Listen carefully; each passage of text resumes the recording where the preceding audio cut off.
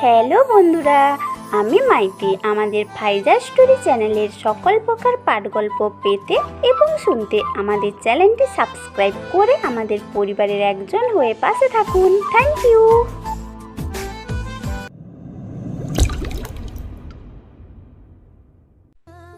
পাওয়ার, শক্তি, টাকা। দেশ চলে পাওয়ার দিয়ে। টাকা, টাকা, টাকা, এই শব্দ আজকের বিশ্বে খুবই প্রচলিত একটা শব্দ। যার কাছে টাকা আছে তার কাছে সম্মান আর পাওয়ার দুইটাই আছে। গরিবের হক মেরে অনেকেই কোটিপতি।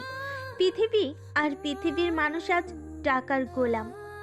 টাকা ছাড়া কিছুই বুঝে না। টাকার জন্য আপন মানুষ, গভীর বন্ধুত্বর মাঝে মারামারি, সম্পর্কে বিচ্ছেদ হতে সময় লাগে না। টাকা ইনকাম করার জন্য অনেকে অসৎ পথে পা বাড়ায়। ড্রাগস ডিল, ইয়াবা, হিরোইন আরও নাম না জানা মাদক দ্রব্যের ব্যবসা করে থাকে। এদের মাঝে অনেক বড় বড় পর্যায়ের লোক যারা মুখোশের আড়ালে এগুলো করে থাকে। বড় একটা হল রুমে বসে আছে বড় বড় দেশের বড় বড় সব মাফিয়া কিং, যাদের আন্ডারে শত শত মাফিয়াকর। কোনো একটা কারণে সবাই এখানে হাজির হয়েছে, কারোর জন্য অপেক্ষা করছে, কিন্তু তার আসার কোনো নাম নেই। কয়েকজন বিরক্ত মুখ নিয়ে বসে আছে, তবুও তাদের কিছু বলা নেই, কারণ তারা যার জন্য অপেক্ষা করছে সে ইচ্ছে করলে তাদের মতো হাজার হাজার মাফিয়া তুড়ি মেরে শেষ করে দেওয়ার ক্ষমতা রাখে।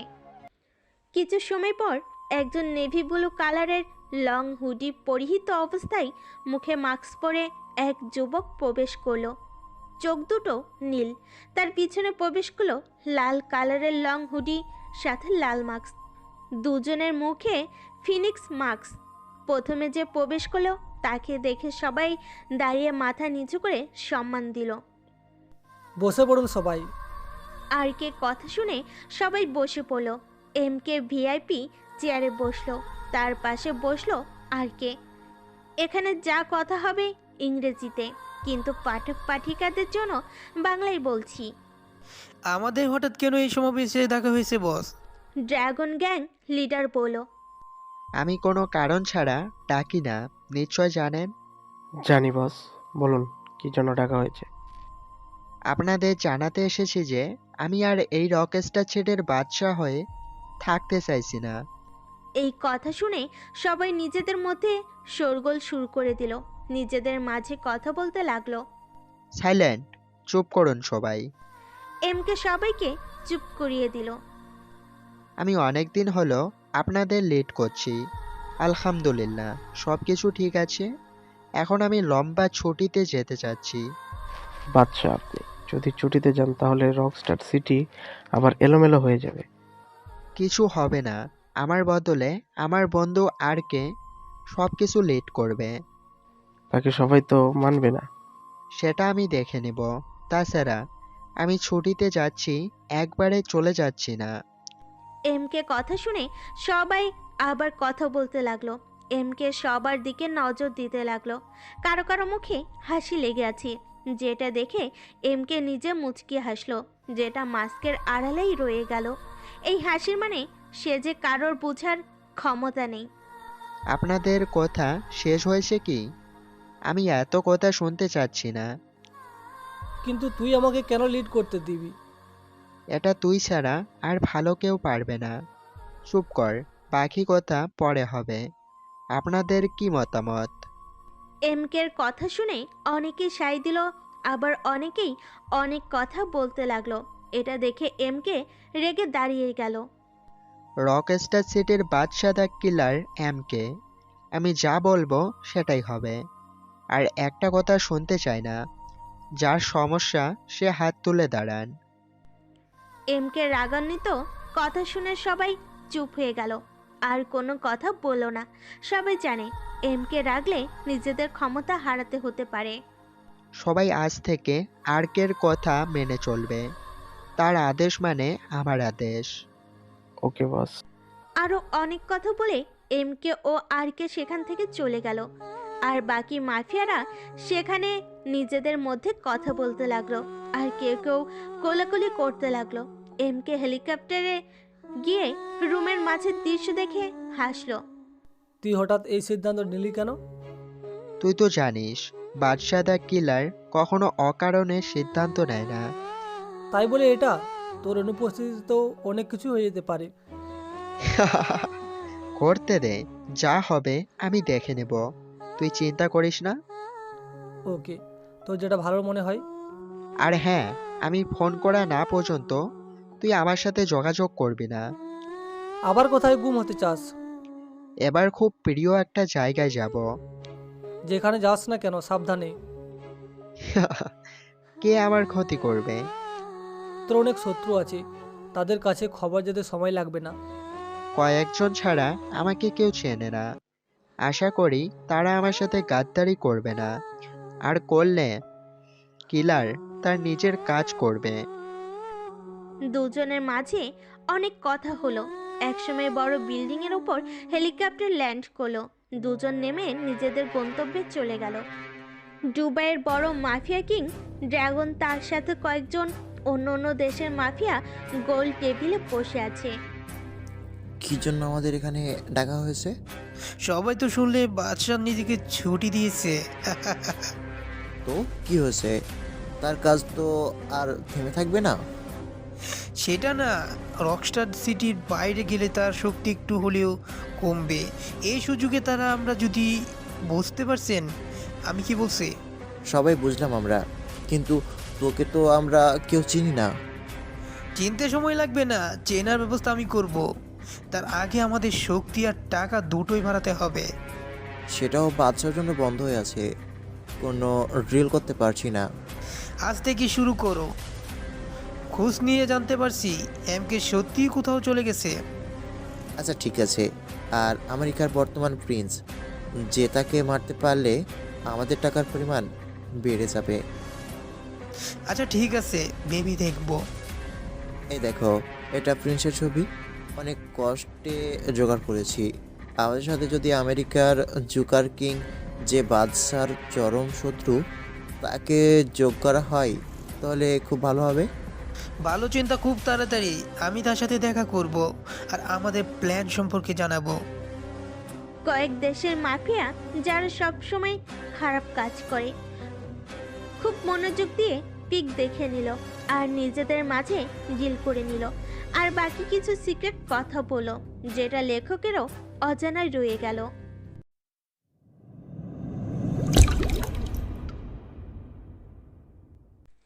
বাংলাদেশের সবচেয়ে বড় মাফিয়া কিং এনকে, যার কথাই পুরো দেশ চলে।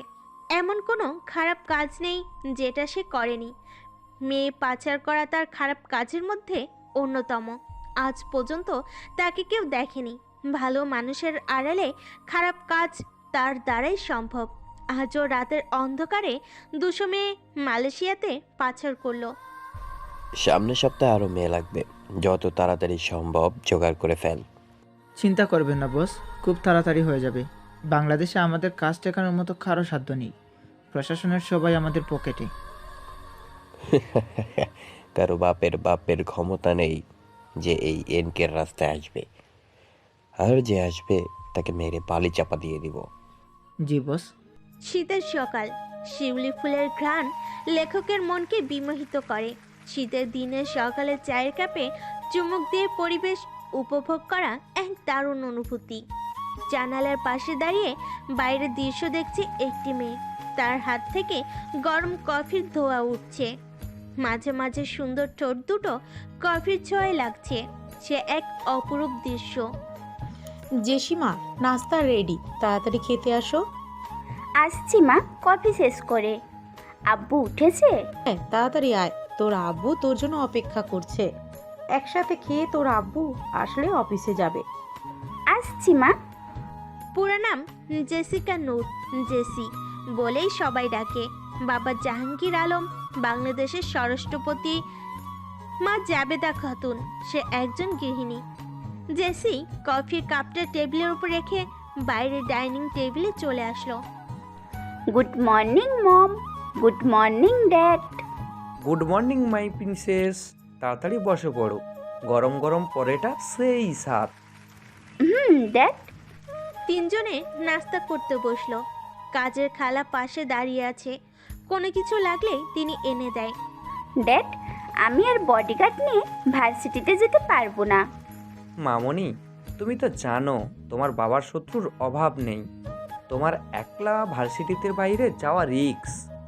মম, আমাকে কেউ চিনবে না, আমি সেই ব্যবস্থা করেই যাব। প্লিজ ড্যাড, মমকে বোঝাও।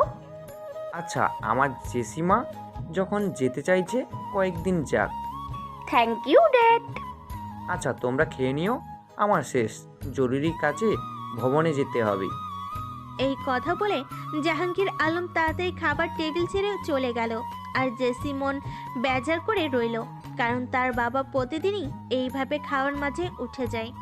ঘুম ঘুম চোখে হাই তুলতে তুলতে মাহিমের ঘুম ভাঙল। পাশে তাকিয়ে দেখলো মারুফ এখনো ঘুমিয়ে আছে। আহা, কি শান্তির ঘুম! দাঁড়া, ঘুম পাড়াচ্ছি। এই কথা বলে মাহিম মারুফের মাঝের উপরে কিক মারল। সাথে সাথেই মারুফ খাট থেকে নিচে পড়ে গেল। ওরে মারে, আমার কোমর গেল রে, কোন হালা রে! তোর শালা না, আমি তোর দুলা ভাই।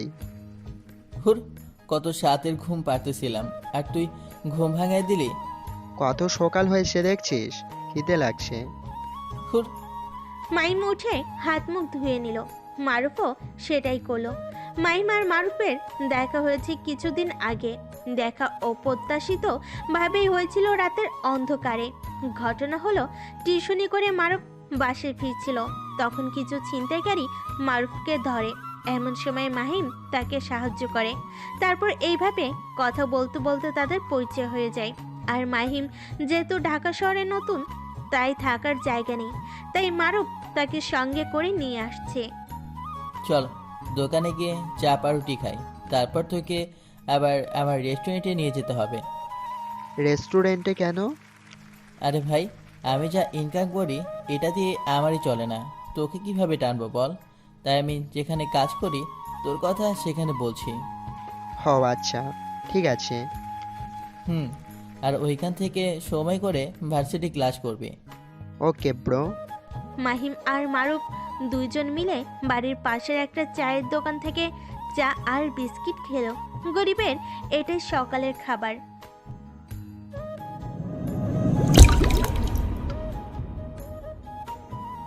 মা, আমি ভার্সিটিতে যাচ্ছি। ঠিক আছে। এটা বলে জাবেদা নিজের মেয়ের দিকে তাকিয়ে অবাক হয়ে গেল। তুই হঠাৎ বোরখা পরলি যে? বোরখা পরলে আমাকে কেউ চিনবে না, আর বিপদের ভয়ও নেই। ও আচ্ছা, ভার্সিটি যেয়ে সাবধানে থাকিস আর তোর ভাইকে খোঁজার চেষ্টা করিস। ছেলেটি যে কবে রাগ কমিয়ে বাসায় আসবে। জেসি বাসা থেকে বেরিয়ে গেল। সাথে গার্ড আসতে চেয়েছিল, কিন্তু মানা করে দেয়। স্যারের কথায় আপনাকে বলেছিলাম। মারুফ রেস্টুরেন্টের ম্যানেজারকে বলল, কাজ ঠিক মতো করতে পারবে তো? জি, ইনশাআল্লাহ ভালো কাজ করার চেষ্টা করব। মারুফ, তোমার বন্ধুকে সব কাজ বুঝিয়ে দিও, আর বেতন কেমন কি সেটা জানে তো? জি স্যার। গুড। একটুখানি ভুল হলে কিন্তু। সেটা নিয়ে চিন্তা করবেন না। ম্যানেজার সেখান থেকে চলে গেল। বন্ধু, তোর ম্যানেজার তো খুব খিটমিটে মনে হচ্ছে। সেটা আর বলতে, কথা না বলে তাড়াতাড়ি পোশাকগুলো পরে কাজে লেগে পড়। আচ্ছা।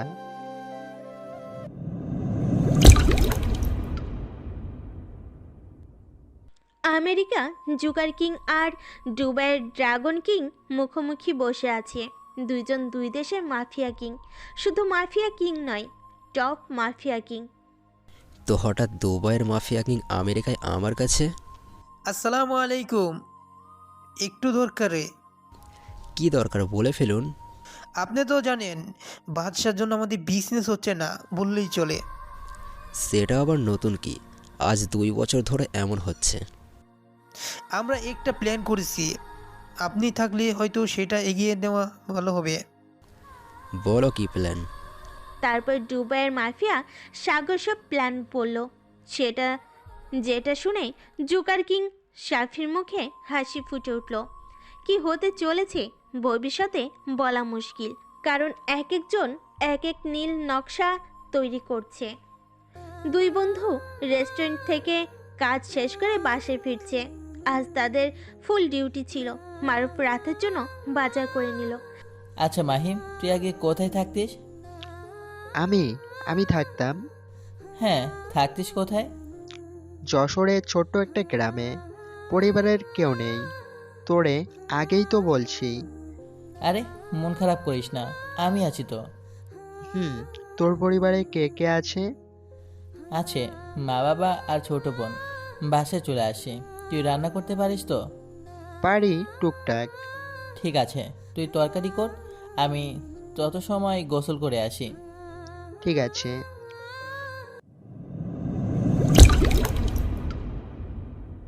রাতের অন্ধকারে ফাঁকা রাস্তায় বসে আছে কয়েকটি ছেলে। মদ পান করে নেশা করে আছে আর মাতলামি করছে। সেই রাস্তা দিয়ে টিউশনি করিয়ে বাসায় ফিরছিল জান্নাত নামের একটা মেয়ে। কিন্তু ফাঁকা জায়গায় আসতে তার চোখে নেশাগ্রস্ত ছেলেগুলো দেখা মিলল। জান্নাত কিছুটা ভয় পেল, তবুও এক পাশ দিয়ে চলে যেতে চাইল, কিন্তু ছেলেগুলো তার পথ আটকে ধরল। কি গো সুন্দরী, এত রাতে কই থেকে বেরাচ্ছ? টিউশনি করিয়ে ফিরছি ভাইয়া। কত কষ্ট তোমার, কিন্তু তুমি চাইলে এই সুন্দর চেহারা দিয়ে ঘন্টায় অনেক টাকা ইনকাম করতে পারো। ছি ভাইয়া, আমি অমন মেয়ে না। রাস্তা ছাড়ুন, বাসায় যাব। সেটা তো হচ্ছে না। আমরা থাকতে আমাদের মনকে এত কষ্ট করতে দিই কি করে বলো? একদম। চলো একটু মস্তি করি। জান্নাতের হাত ধরে ছেলেগুলো টানটানি করতে লাগলো। তখন সেখানে একটি ছেলে আসলো, যাকে দেখে বাকি ছেলেগুলো থেমে গেল। জান্নাত ভাবলো হয়তো সে বেঁচে গেছে, কিন্তু না। কি রে, এত টানাটানি করছিস কেন? মালটাকে তাড়াতাড়ি গাড়িতে তুল, বস অনেক রেগে আছে। প্লিজ আমাকে ছেড়ে দিন, আমার মা আমার জন্য বাড়িতে অপেক্ষা করছে। ওলে শোনা, তোমাকে একেবারে পাচার করে সারা হবে সুজা কুরিয়ারতে। এটা শুনে জান্নাত হাউমাউ করে কান্না শুরু করলো। ছেলেটি বিরক্ত হয়ে জান্নাতের শরীরে ড্রাগস পুশ করলো। কিছু সময়ের মাঝে জান্নাত ঢলে পড়ল। তারপর জান্নাতকে নিয়ে চলে গেল। তার ভাগ্যে এখন কি আছে সেটা অজানা।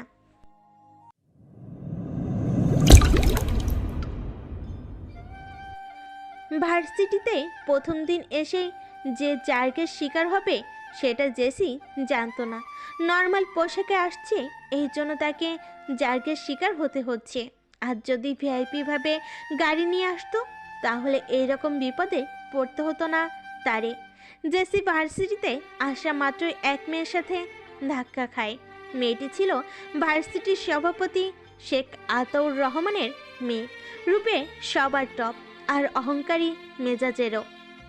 মানুষ বলতে কাউকেই মনে করে না, ছোট হোক আর বড় হোক তাকে যার করবেই। জেসি রিক্সার ভাড়া মিটিয়ে দিয়ে কেবলই ভার্সিটির গেট পেরিয়েছে, আর অমনি মেধার সাথে ধাক্কা খায়। মেধা সেখানেই পড়ে যায়। কোন হারামি আমাকে ধাক্কা মেরে মাটিতে ফেলে দেয়? সরি, আমি খেয়াল করি নাই আপু। এটা বলে জেসি হাত বাড়িয়ে দিল, কিন্তু মেধা হাত না ধরে নিজে উঠে পোশাক ছেড়ে নিল। সরি আপু, আমি খেয়াল করিনি। রাগ তো সরি। এটা বলে জেসির গালে থাপ্পড় বসিয়ে দিল। ছোট লোক কোথাকার, দেখে শুনে চলতে পারিস না? চোখ কি কপালে তুলে হাঁটিস? আসলে আপু। রাগ তোর আপু, তোর জন্য আমার এত টাকা দামের পোশাক নষ্ট হলো, কিনে কি তোর বাপ দেবি? আপু সরি বলছি তো, তাও বাপ তুলছেন কেন? যতই হোক রাষ্ট্রপতির মেয়ে, একটু তো তেজ থাকবেই জেসির। কিন্তু জেসি নিজেকে সংযত রাখছে, কারণ পরিচয় বের হলে তার সাধারণভাবে চলা হবে না।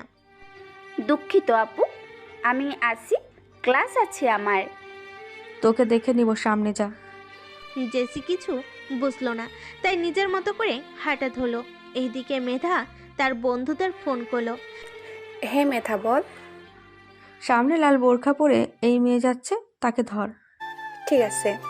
মেধা ফোন রেখে একটু দরকারের জন্য বাইরে আসলো। জেসি সরল মনে এগিয়ে যেতে লাগলো, কিন্তু কয়েকটি ছেলে আর মেয়ে তাকে ডাক দিল। এই লাল বোরখা, এইদিকে।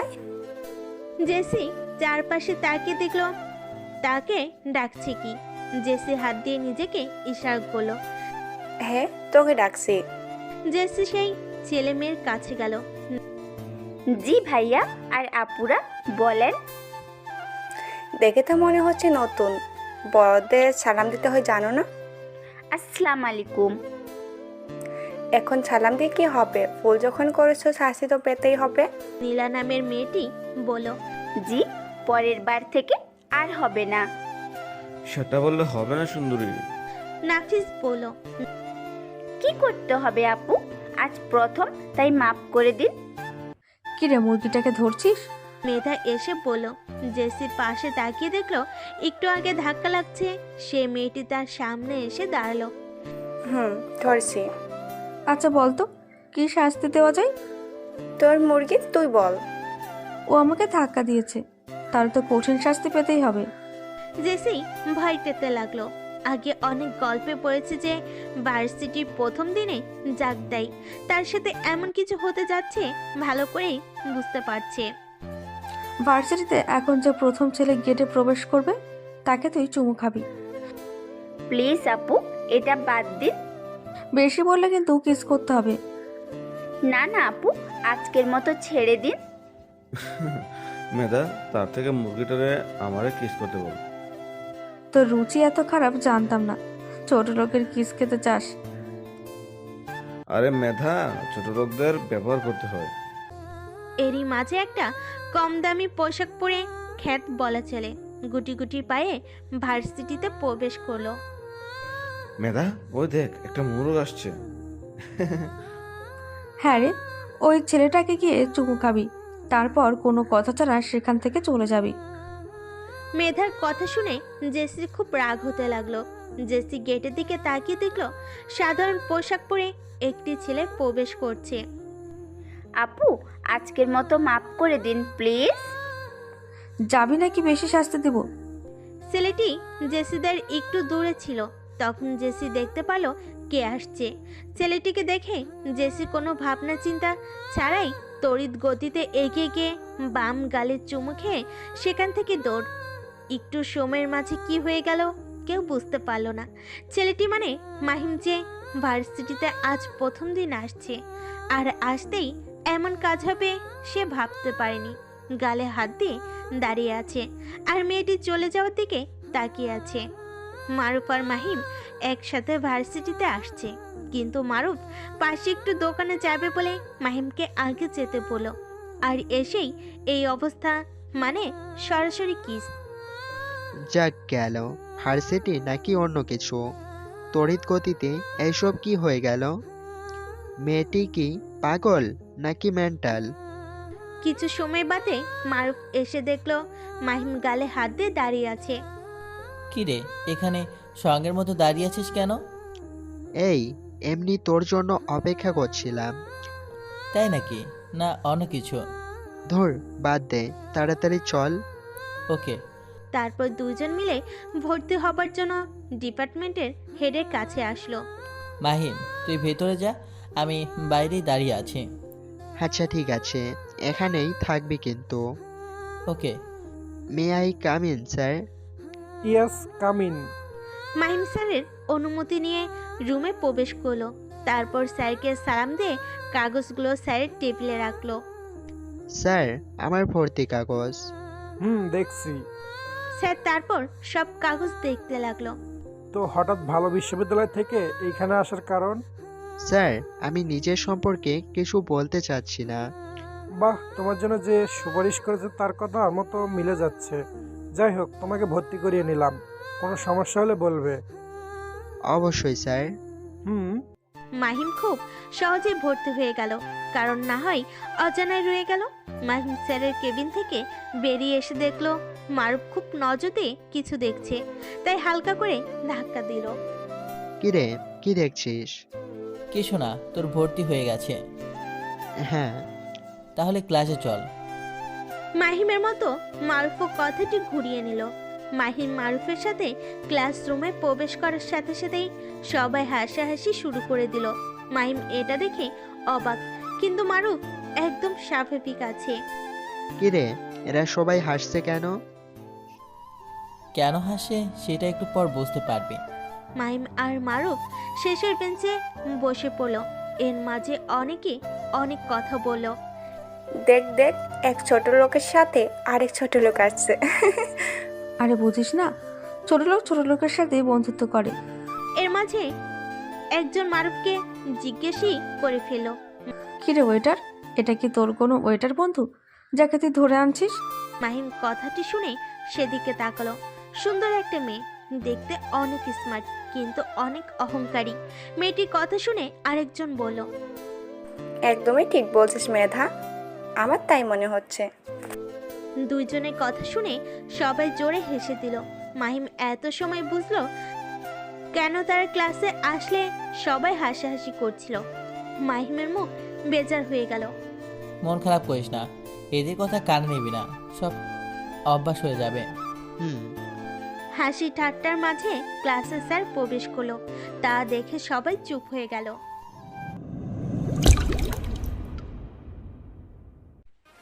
জুগার কিং এখন বললে ওকে মারা সুপারি কাকে দেব? আমার কাছে সবচেয়ে ইন্টেলিজেন্ট কন্ট্যাক্ট ক্লিয়ার আছে, যাকে সবাই এক নামে চিনে, রাফু।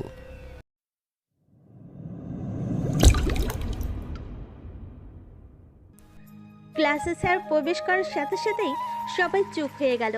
সবার মাঝে নীরবতা। আজ তোমাদের এইখানে একজন নতুন ভর্তি হয়েছে।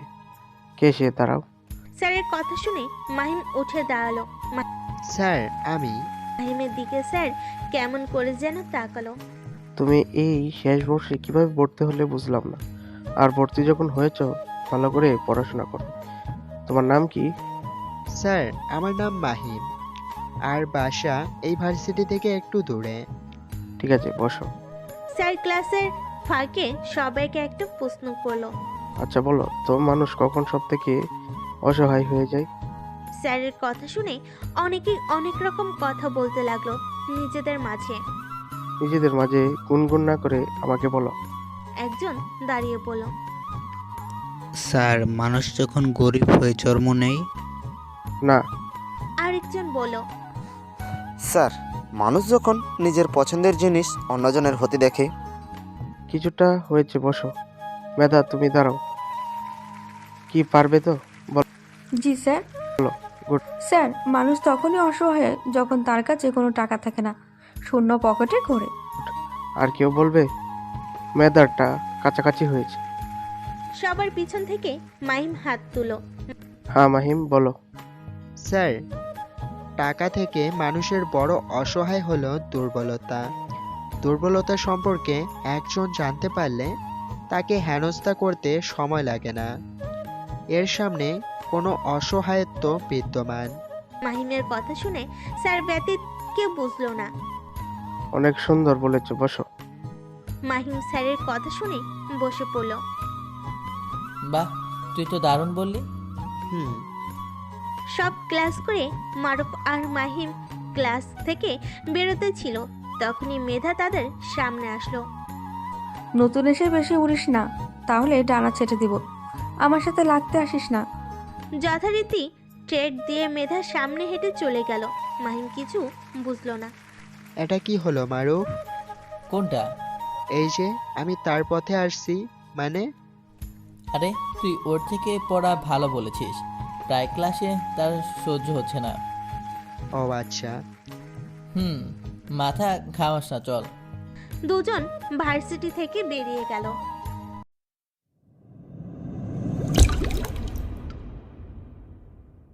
রাতের অন্ধকারে সমুদ্র বন্দরে ঘটে চলেছে অনৈতিক কারবার। ঠেকানোর মতো কেউ নেই। তাছাড়া কাজগুলো হয় রাতের অন্ধকারে। অনেকগুলো লোক ট্রাক থেকে মেয়ে নামিয়ে জাহাজে তুলছে। সব মেয়েগুলো যুবতী, অল্প বয়সের। দলের লিডার নিলয় সবাইকে তাড়াতাড়ি করতে বলছে। এই চালানটি যেতে পারলেই সে আরো কোটিপতি হয়ে যাবে। তাড়াতাড়ি কাজ স্যার, আরেকটা মেয়ে কম ছিল, সেটা কি হলো? বস, সোহান ভাই গেছে তো। গিয়ে কি মরে গেছে যে এখনো আসলো না? তাড়াতাড়ি ফোন করে দেখ কত দূর। ঠিক আছে বস। লোকটি ফোন বের করে কল করতে যাবে, তখনই সেখানে সোহানের গাড়ি এসে থামলো। কিরে একটা আনতে এত সময় লাগে? আর বইলেন না বস, আর হারামিগুলোর জন্য লেট হলো।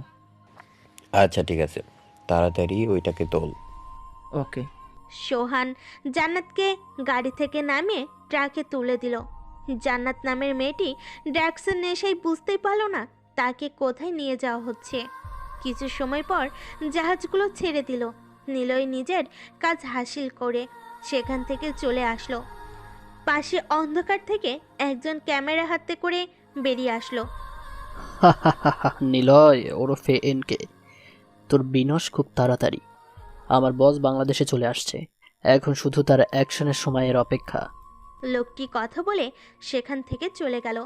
ভিডিও কনফারেন্সের মাধ্যমে কথা বলছে জুকার কিং আর ড্রাগন গ্যাং লিডার। দুজন কাউকে মারা নিয়ে কথা বলছে। জুকার কিং তার খোঁজ পেয়েছি। কিভাবে? গোপন সূত্রে জানতে পেরেছি। ও আচ্ছা, তাহলে কাকে দিয়ে মারতে চাও? বেশ কন্ট্রাক্ট কিলার আছে আমার খোঁজে, যদি তুমি চাও তাহলে। নাম কি তার? আন্ডারওয়ার্ল্ডে সবাই তাকে এক নামে চেনে। রাফুর কথা বলছো? একদম কারেক্ট, খুব জলদি বুঝে গেলে। আচ্ছা সমস্যা নেই, তাকে দেওয়া চাই, কি বলো? টাকা বিষয়ে চিন্তা করতে হবে না। ওকে, কয়েকদিনের মাঝে কাজ করা চাই। হয়ে যাবে।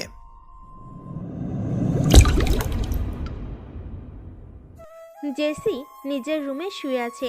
আজ তাকে দেখে মনে হচ্ছে সে খুব খুশি। বিছানার উপর বসে মুচকি মুচকি হাসছে। কি হলো, আজ আমার মেয়েটা এত হাসে কেন? জাবেদা নিজের মেয়েকে ডাকতে এসে দেখছে জেসি অনেক সময় থেকে হাসছে। জেসি মায়ের কথা শুনে তড়িৎ করে উঠে বসলো। কই মা? আমি তো দেখছি, ভার্সিটি থেকে আসার পরই দেখছি হেসেই যাচ্ছ। কিছু কি হয়েছে? অনেক কিছু হয়েছে মা। কি হয়েছে জানতে পারি কি? মা মা আর বলো না, আমি তার দেখা পেয়েছি। জেসি এটা বলে নিজের মায়ের গলা জড়িয়ে ধরল। কার দেখা পেলি শুনি? ওই যে মা, সেই ছেলের। ও তাই নাকি? কোথায়? ভার্সিটিতে। কবে দেখা করাবি শুনি? মানে বাসায় নিয়ে আসবি? আরে মা, আজ কেবল তার সাথে দেখা হলো, নাম শুনি, তার বিষয়ে খোঁজ খবর নেই, তারপর যদি হয়। এইটুকু বলেই জেসি লজ্জা পেল। আরে আমার মেয়ের কি লজ্জা! থাক, আর লজ্জা পেতে হবে না। এখন তার চিন্তা বাদ রেখে খেতে আসো। ঠিক আছে মম। মারুফ আর মাহিম খাওয়া দাওয়া করে রাতে হাঁটতে বের হয়েছে। দুইজন বিভিন্ন ধরনের গল্প করছে। এর মাঝে তাদেরকে চারপাশ থেকে কিছু লোক ঘিরে ধরলো। তোদের কাছে যা আছে সব বের করে দে। আমাদের কাছে কিছু নেই, আমরা ছাত্র, আপনাদের দেওয়ার মতো কিছু নেই। মাহিম ভীতু হয়ে বলল, হা হা হা, আমাদের বোকা ভাবিস না, যা আছে সব বের কর, না হলে এই ছুরি দেখছিস পেট ফুটো করে দেব। দেখ ভালোই ভালোই বলছি, চলে যা, না হলে তোদের খবর করে ছাড়বো। মারুফ একটু তেজি সুরে বলল। মাহিম সাথে সাথেই মারুফের হাত চেপে ধরল। ভাই যা আছে দিয়ে দে, না হলে এরা আমাদের মেরে দিবে। আমি এত তাড়াতাড়ি মরতে চাই না। মাহিমের কথা শুনে ডাকাতগুলো হাসতে লাগলো। মারুফ মাহিমকে আশ্বাস দিল, চিন্তা করিস না, এসব অভ্যাস হয়ে গেছে। নিজেকে দুর্বল ভাবলে এরা আরও জেকে বসবে। সব সময় প্রতিবাদ করার চেষ্টা করবি। কিন্তু ওদের কাছে তো ছুরি আছে। গাধা, দেখতে থাক। মারুফ ওদের সাথে হাতাহাতি শুরু করে দিল। ডাকাতগুলো প্রফেশনাল নয়, তাই মারুফ খুব সহজেই তাদের সাথে ফাইট করতে পারছে। মারুফ, আহা। মাহিমের ডাক শুনে মারুফ পিছনে তাকিয়ে দেখলো মাহিমের হাত থেকে গল গল করে রক্ত পড়ছে। মাহিম হাত ধরে দাঁড়িয়ে আছে পাশে একটা ডাকাত। মারুফ বুঝে গেল ডাকাতটি তাকে চুরি মারতে আসছিল, আর মাহিম সামনে চলে আসে তার হাতে লাগছে। মারুফ সব গাড়িটাকে উড়াধুরা মারলো। একসময় সবাই পালালো। তোকে মারামারির মাঝে কে আসতে বলেছে? আসছিলাম নাকি, কিন্তু তোরে তো ছুরি মারতে গিয়েছিল। তো আমি ঠিক ম্যানেজ করে নিতাম। হয়েছে, এইসব ঝামেলা আমার একদম ভালো লাগে না, সব দিয়ে দিলেই হতো। বেশি কথা বলিস না, রক্ত পড়ছে, শক্ত করে ধর। সামনে একটা ফার্মেসি আছে, তাড়াতাড়ি চল, ড্রেসিং করিয়ে দেই। আরে লাগবেই না, বাসায় গিয়ে কাপড় বাঁধলে হবে। বেশি কথা বলিস না তো। মারুফ জোর করে মাহিমকে ফার্মেসিতে নিয়ে গিয়ে ড্রেসিং করিয়ে নিল আর কিছু মেডিসিন কিনলো।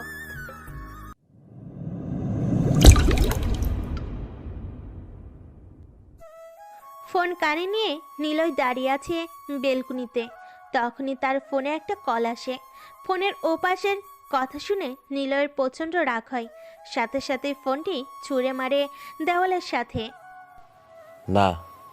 বেলকুনিতে দাঁড়িয়ে কফির মগ হাতে নিয়ে সিগারেট টানছে নিলয়।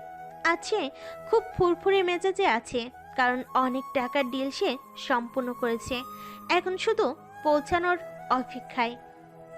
খুব তাড়াতাড়ি আমার স্বপ্ন পূরণ হবে, সেদিন আসতে আমাকে কেউ ঠেকাতে পারবে না, শুধু সময়ের অপেক্ষা।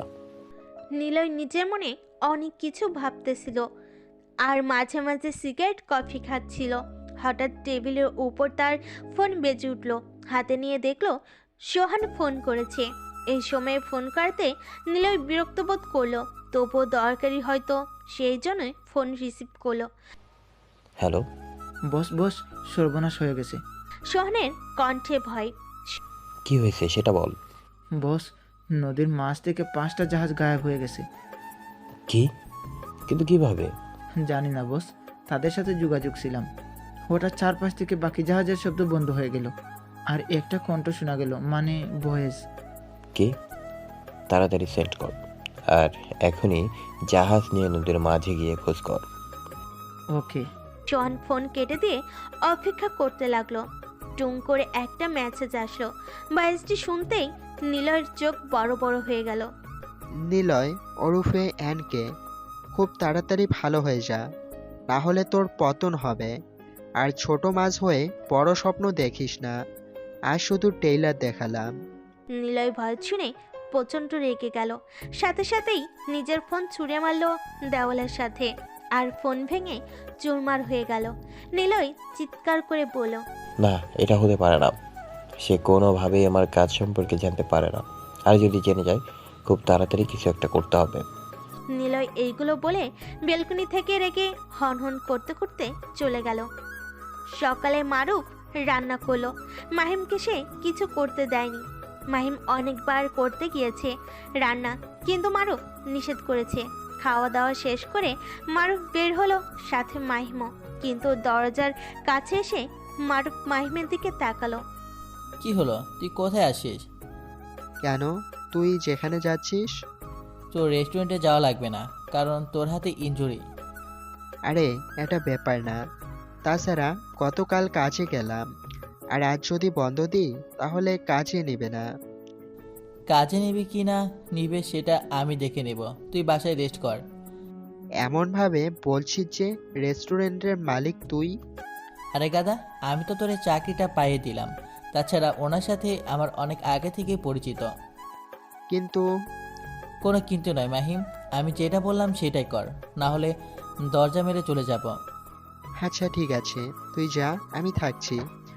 তাছাড়া আজ ভার্সিটিতে যাচ্ছি না। সাবধানে থাকিস। মাহিমের থেকে বিদায় নিয়ে মারুফ চলে গেল আর মাহিম রুমের মাঝে গিয়ে নিজের ফোনে গেম খেলতে লাগলো।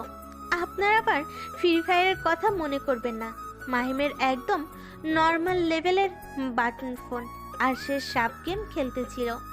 আজ একই পোশাকে জেসি ভার্সিটিতে আসছে। ভীতু হয়ে ভার্সিটিতে প্রবেশ করলো চুপি চুপি, সামনের দিকে যাচ্ছে, কারণ গতকালকের মতো সে সমস্যাতে পড়তে চাইছে না।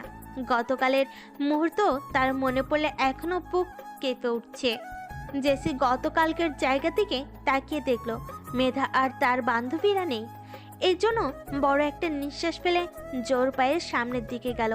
পুরো ভার্সিটিতে একজনের খুঁজে চলেছে জেসির চোখ, কিন্তু কাঙ্ক্ষিত সেই ব্যক্তিটারে সে দেখতে পাচ্ছে না।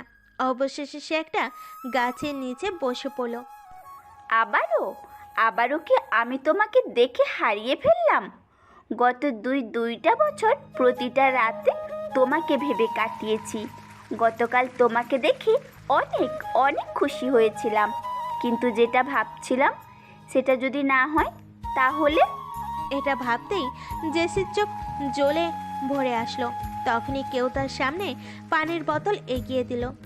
জেসি সামনে তাকিয়ে দেখলো একটি মেয়ে খুব নর্মাল পোশাকে। অনেক সময় থেকে দেখলাম তুমি কাউকে খুঁজছো, পরে না পেয়ে এখানে বসে পড়লে, আর দেখো মনে হচ্ছে খুব টেনশনে আছো। ধন্যবাদ। জেসি পানির বোতল নিয়ে কিছুটা খেলো। আমি কি তোমার পাশে বসতে পারি? অবশ্যই। মেয়েটি জেসির পাশে বসলো। হাই, আমি মিলি, তুমি? আমি জেসি। আচ্ছা, কি খুঁজতেছিলে জানতে পারি কি? কাল পরিচিত একজনকে দেখলাম, কিন্তু আজ তাকে দেখছি না, তাই তাকে খুঁজছিলাম। আরে এত বড় ভার্সিটিতে তাকে কোথায় খুঁজবে? তার থেকে তার নাম আর ছবি দাও, তাহলে জলদি খুঁজে পাবে। আরে তার কোনো দরকার হবে না, দেখা হয়ে যাবে গতকাল যেমন হয়েছিল। আচ্ছা, আমরা কি বন্ধু হতে পারি? ঠিক আছে। আজ ক্লাস করবি না? ভালো লাগছে না। আর হ্যাঁ, তুই করে কিন্তু বলবি। ওকে দোস্ত। জেসি যদিও মিলির সাথে কথা বলতেছিল, কিন্তু তার মন অন্য জায়গায় পড়েছিল, সেটা মিলি খুব ভালো করেই বুঝতে পারলো। আচ্ছা জেসি, তোর মোবাইল নাম্বার দে। 017। নাম্বার তুলে মিলি জেসিকে কল দিল। এটা আমার নাম্বার, সেভ করে রাখ। আর তোরে দেখে মনে হচ্ছে খুব চিন্তিত, তাই বাসায় গিয়ে রেস্ট নে। আচ্ছা ঠিক আছে, বাই, কাল দেখা হবে। জেসি ভার্সিটি থেকে বেরিয়ে নিজের বাসায় চলে আসলো। বাসায় ঢুকে নিজের মায়ের সামনে পড়ল। কি হয়েছে আমার মামুনি, মন খারাপ কেন? এমনি মম। এমনি তো হবার কথা নয়, নিশ্চয়ই তার সাথে দেখা হয়নি। মম। আচ্ছা, মন খারাপ করতে হবে না, ফ্রেশ হয়ে আয়, খেয়ে নে, তারপর বিকেলে বাইরে থেকে ঘুরে আসবি। ভালো লাগছে না মম। আরে মেয়ে বলে কি, দেখ পুরো কথা শোন। কি? ওই ছেলে নিশ্চিত ঢাকাতেই আছে, তাই তুই বাইরে ঘুরতে গিয়ে যদি তার সাথে আবার দেখা হয়ে যায়। বুঝছি মম, তোমাকে আর বলতে হবে না। গুড, তাহলে এখন যাও। জেসি দৌড়ে নিজের রুমে চলে গেল। সারাদিন মাহিম নিজের রুমে গেম খেলছিল। একটা বাটন ফোনে আর কত সময় বা থাকা যায়, এই জন্য রুমে তালা মেরে হাঁটতে বেরিয়ে পড়লো। একলা কিছু চিনে না বেশি একটা, তাই একটা রিক্সা ডাকলো। মামা, এইখানে কোথাও পার্ক আছে? হ্যাঁ মামা, উত্তরায় একটা সুন্দর পার্ক আছে, কিন্তু যেতে 30 টাকা ভাড়া। মাহিম কিছু একটা ভেবে রিক্সাতে উঠে পড়লো। যথা সময়ে মাহিম পার্কের সামনে চলে আসলো। ভাড়া মিটিয়ে মাহিম পার্কের মাঝে প্রবেশ করলো। চারপাশে সব কাপল, তাই নিজে একটা ফাঁকা জায়গায় গিয়ে বসলো। তারপর 10 টাকার বাদাম কিনে খেতে লাগলো আর পরিবেশ উপভোগ করতে লাগলো। এইদিকে জেসি নর্মাল পোশাকে বাসা থেকে বেরিয়ে ঘুরতে ঘুরতে পার্কের কাছে চলে আসলো। কি মনে করে যেন সেই পার্কে প্রবেশ করলো। গুটি গুটি পায়ে সামনের দিকে এগিয়ে যেতে লাগলো জেসি। কিছু দূর গিয়ে অবাক, সাথে অনেক খুশি হয়ে গেল, কারণ সামনের বেঞ্চে তার স্বপ্নের মানুষ। জেসি দৌড়ে তার কাছে গেল। এইদিকে মাহিম খুব আরামের সাথে বাদাম চুলে খেতেছিল, কিন্তু হঠাৎ একটা মেয়ে দৌড়ে আসাতে দেখলো মাহিম। ভাবলো পিছনে কারোর কাছে যাচ্ছে, হয়তো তাকে কেউ চিনে না। কিন্তু বিপত্তি ঘটল যখন মেয়েটি এসে সোজা মাহিমের কাছে আসলো আর ধাক্কা লেগে বাদাম পড়ে গেল। আর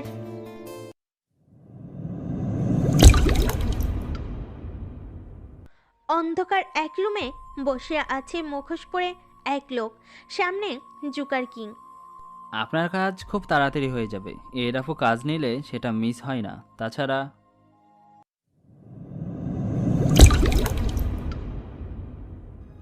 মাহিম পার্কের একটা বেঞ্চের উপর বসে বাদাম খাচ্ছিল আর চারপাশের চোখ বুলিয়ে দেখতেছিল। তখনই সামনে থেকে খেয়াল করে একটি মেয়ে দৌড়ে তার দিকে আসছে। মাহিম ভাবে তাকে কেউ চিনে না, তাই অন্যজনের দিকে দৌড়ে আসছে। জেসি কাঙ্ক্ষিত ব্যক্তিটিকে দেখে দৌড়ে আসলো আর এসে মাহিমের হাতের সাথে ধাক্কা লাগলো। এতে মাহিমের হাতের বাদাম পড়ে গেল আর জেসি বেঞ্চে বসে পড়লো। জেসির এমন কাজ দেখে তো মাহিম অনেক অবাক হয়ে গেল। কি হলো, আপনি এইভাবে দৌড়ে আসলেন কেন? আবার আসলেন যখন আমার গায়ের উপর পড়তে হলো। দৌড়ে আসার জন্য জেসি একটু জোরে জোরে নিঃশ্বাস নিতে চাইল। হঠাৎ মাহিমের নজর পড়ল জেসির ঠোঁটের দিকে, কালো আকর্ষণীয় একটা তিল যেটা তাকে খুব করে টানছে। মাহিম সাথে সাথে অন্যদিকে তাকালো।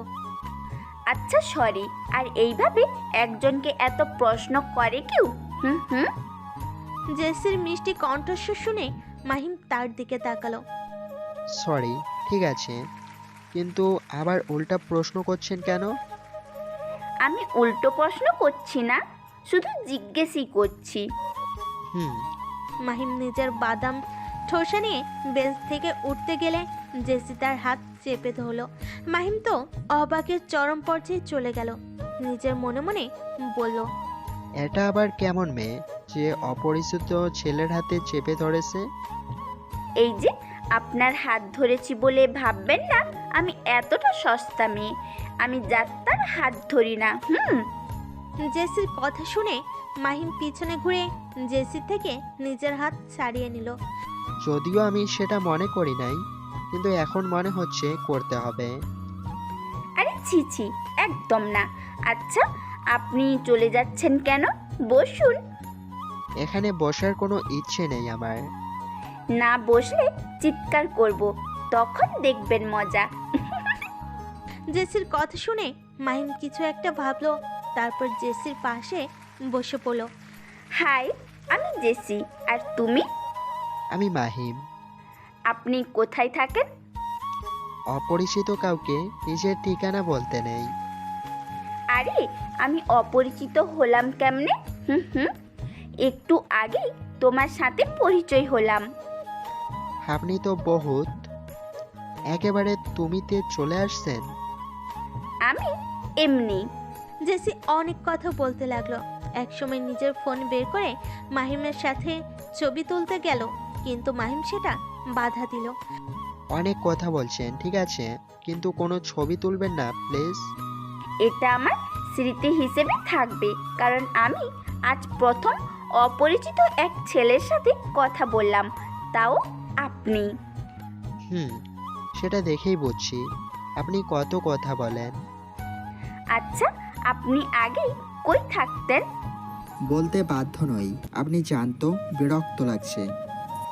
যতই বিরক্ত লাগুক, আমি আরো বিরক্ত করব তোমাকে।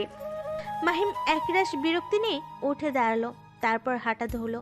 জেসি সেটা দেখে মাহিমের পিছনে আসতে লাগলো। এই এত পালাচ্ছ পালাচ্ছ কেন? হুম হুম। তোমার মতো মেয়ের কাছে থাকলে পাগল হয়ে যাব। পাগল তো হবেই, তাও আমার পাগল। মানে? কিচ্ছু না। আচ্ছা, আমি কি আগে কখনো তোমাকে দেখেছিলাম? দেখলেও তো দেখতে পারো, মনে করে দেখো। মাহিম নিজে মনে করার চেষ্টা করতে লাগলো, কিন্তু কোনোভাবেই মনে পড়লো না। হঠাৎ জেসির হাত মাহিমের কাটা জায়গায় পড়ল। আহ! মাহিমের চিৎকার শুনে জেসি তাড়াতাড়ি সরে দাঁড়ালো আর মাহিমকে ভালো করে দেখতে লাগলো। কি হলো? ব্যথা লাগার মতো চিৎকার করলে কেন? হুম হুম। কিছু না, আপনি জানতো। যাবো তো অবশ্যই, কিন্তু তুমি যাবার পর। মাহিম দেখলো এই মেয়ে তার কথা শুনবে না, তাই পার্ক থেকে জোর পায়ে হেঁটে বের হয়ে গেল আর একটা রিকশায় করে চলে গেল। তোমার দেখা এবার পেয়ে গেছি, আর ছাড়ছি না। তুমি যে আশেপাশে থাকো সেটা খুব ভালো করেই বুঝেছি। জেসি আরেকটি রিকশা নিয়ে সেখান থেকে চলে গেল। সন্ধ্যার পর মারুফ রেস্টুরেন্ট থেকে বাসায় ফিরল, কিন্তু বাসের তালা লাগানো দেখে কপাল কুঁচকে তাকালো। মাহিম আবার কোথায় গেল? এখন আবার এই বাইরে দাঁড়িয়ে থাকতে হবে। মারুফ ফোন বের করে মাহিমকে ফোন দিল। কিরে মাহিম, কোথায় তুই? আরে আমি একটু বাইরে আসছি। কেন, তুই চলে আসছিস নাকি? হ্যাঁ, তুই তাড়াতাড়ি আয়। আচ্ছা, একটু অপেক্ষা কর, আমি আসছি। মারুফ ফোন রেখে বাইরে চায়ের দোকানে বসে চা খেতে লাগলো আর অপেক্ষা করতে লাগলো মাহিমের আসার জন্য। মাহিম আসতে প্রায় 20 মিনিট লাগিয়ে দিল। সরি, একটু লেট হবার জন্য। একটু লেট না, অনেক। তাছাড়া তুই কোথায় গিয়েছিলি? একটু বাইরে ঘুরতে গিয়েছিলাম। সারাদিন বাসায় থাকতে ভালো লাগছিল না, তাই আর গিয়েও শান্তিতে থাকতে পারছি না। ও আচ্ছা, তাড়াতাড়ি রুমের দরজা খোল। আর কি হয়েছে? আর বলিস না, এক মেয়ে আমার পেছনে লাগছিল। তারপর মাহিম আগের সব কথা বলল, যেটা শুনে মারুফ হাসতে লাগলো। বুঝলাম। হাসিস না, ফ্রেশ হয়ে নে। হুম।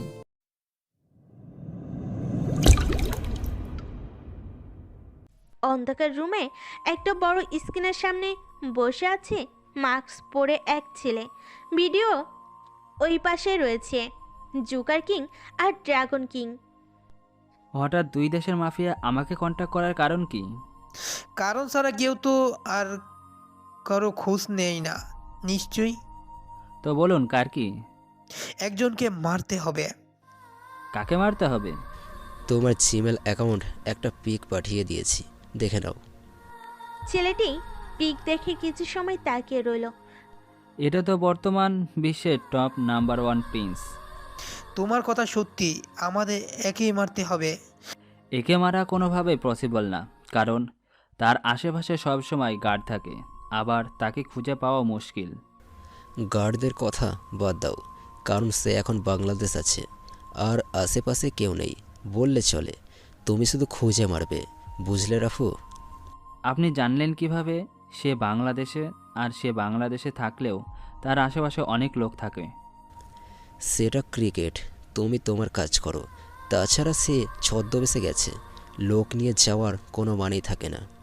ঠিক আছে, $100 কোটি লাগবে, দিতে পারবেন? রাফুর কথা শুনে অপর পাশের দুইজন হাসতে লাগলো। টাকা তো আমাদের হাতের ময়লা, কিন্তু দরকার আমাদের পাওয়ার। সেটা প্রিন্সকে মারার মাধ্যমে শুরু করব, আর কাজটি করবে তুমি। টাকা নিয়ে তুমি চিন্তা করো না, কিন্তু কাজ হওয়া চাই। হয়ে যাবে, এখন একটা অ্যাকাউন্ট নম্বর দিয়েছি, সেটা অর্ধেক পাঠিয়ে দিন। ওকে। কিছু সময় পর রাফুর মোবাইলে নোটিফিকেশন আসলো, নিজের ব্যক্তিগত অ্যাকাউন্টে টাকা আসলো। টাকা আসছে, আপনি আপনার কাজ খুব তাড়াতাড়ি দেখতে পাবেন। তোমার থেকে সেটাই আশা করছি। চিন্তা করবেন না, এই রাফু কারো কাজ নিলে সেটা শেষ না হওয়া পর্যন্ত থেমে থাকে না, কারণ অন্ধকার জগতে বেস্ট কন্ট্রাক্ট কিলার হিসেবে আমাকে জানে। এই জন্যই এই কাজ তোমাকে দেওয়া রাফু। তো মেরে গুম করে দেব নাকি? সেটা তোমার যা ইচ্ছে। এরপরে তোমাকে আরেকটি কাজ করে দিতে হবে। কি সেটা? সেটা পরেই জানতে পারবে, শুধু আমাদের সাথে থেকো। ওকে। আরও কিছু সময় কথা বলে তারা ভিডিও কনফারেন্স শেষ করলো। রাফু নিজের রুমে বসে প্রিন্সের পিকটি ভালো করে দেখতে লাগলো। তারপর নিজের লোকেদের গোপনে ছবির ছেলেটিকে খুঁজতে বলল। তারপর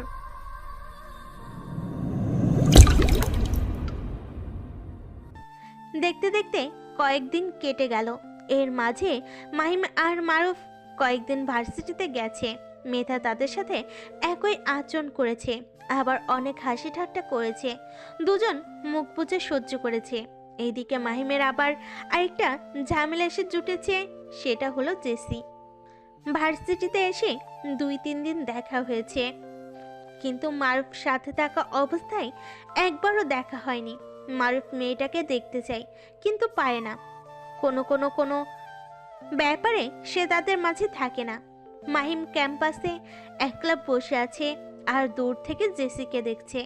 না, মেয়েটি কেমন ভীত হয়ে মেধার সামনে দাঁড়িয়ে আছে, আর মেধারা তাকে জার্ক দিচ্ছে। জেসিকে বিভিন্নভাবে বিরক্ত করে ছেড়ে দিল।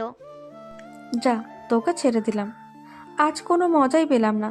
কি যে এত ভাবিস যে জার্ক করলাম, তোর কিছু মনে হচ্ছে না? মজা কিভাবে পাবি? আমি তো আমার রাজকুমারকে দেখাই ব্যস্ত ছিলাম। জেসি আস্তে করে কথাগুলো বলে সামনের দিকে হাঁটা ধরলো, কারণ সামনে মাহিম বসে আছে। আর এত সময় মাহিমের দিকে তাকিয়ে ভাবনায় মগ্ন ছিল। জেসিকে আসতে দেখে মাহিম সেখান থেকে উঠে চলে যেতে নিল, কিন্তু সেটা আর হলো না। তার আগে জেসি তার সামনে চলে আসলো দৌড়ে। এই যে মিস্টার, আপনি এমন কেন? কেমন আমি? এই যে একটা মেয়ে ওইখানে জার্গের শিকার হচ্ছিল আর তুমি এখানে বসে দেখতেছিলে। কোথায় গিয়ে প্রতিবাদ করবে? ওদের সাথে আমি পারবো না তো। তাছাড়া আপনি আমার কে যে ওদের সাথে তর্ক করে আপনাকে বাঁচাবো?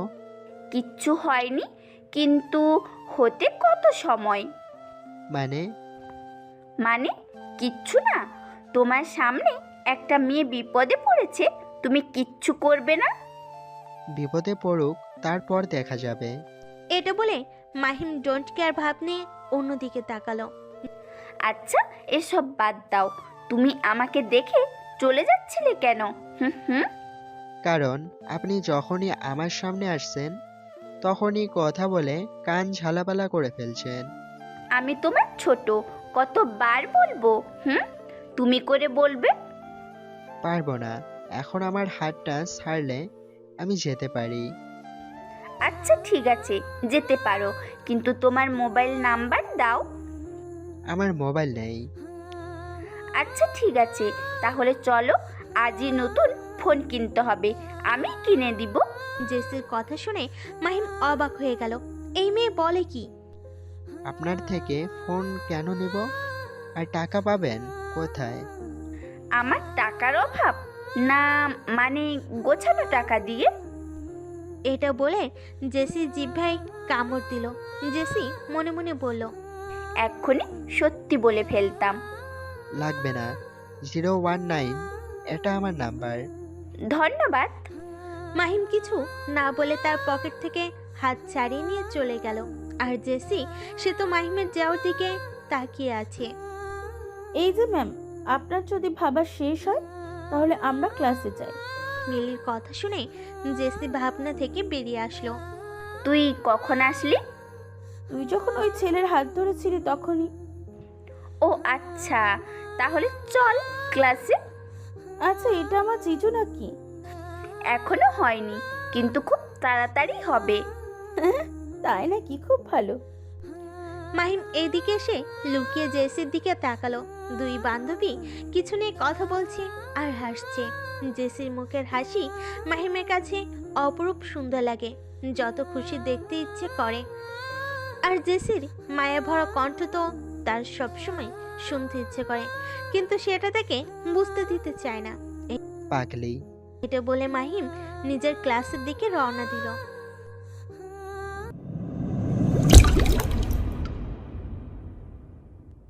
বস, কেউ একজন আপনার পিছনে হাত ধুয়ে লেগেছে। সোহান, তুই ঠিক বলছিস, কিন্তু কে সে? সেটা বুঝতেই পারছি না বস। তবে কি? বস, সে হয়তো আপনার পুরনো শত্রু। আমার কোনো পুরনো শত্রু নেই, আমি সবাইকে মেরে ফেলেছি। তাহলে বস, অচেনা শত্রু আপনার সকল কারবার এক এক করে কেন ধ্বংস করছে? সেটা আমি বুঝতে পারছি, কিন্তু এটা আমি কখনোই হতে দিব না। কি বুঝতে পারছেন? কিছু না। আর বাকি ডিল আছে, সেগুলো খুব সাবধানে করার চেষ্টা। আর যে পেছনে লাগছে তাকে খুঁজে বের করার চেষ্টা কর। ওকে। যেভাবেই হোক এই ডিলগুলো কমপ্লিটলি করতে হবে। জি বস। নিজের রুমের সামনে দাঁড়িয়েছিল আরকে, খুব মনোযোগ দিয়ে একটা ছবি দেখছে। সেই ছবিতে আছে একটি রাজকীয় আসন। সেই আসনে খুব স্টাইল করে বসে আছে এমকে, মাথায় রকস্টার মুকুট। তার পিছনে দাঁড়িয়ে আছে আরকে, এসকে। আরকে ছবিটা দেখছে আর কিছু চিন্তা করছে। তখনই তার ফোন বেজে উঠল। হ্যালো, কি খবর বন্ধু? আলহামদুলিল্লাহ, ভালো। তোর? আলহামদুলিল্লাহ। কেমন করছে দিন? আমার তো ভালোই, কোনো প্যারা নেই, শুধু চিল করছি। তোর কেমন কাটছে?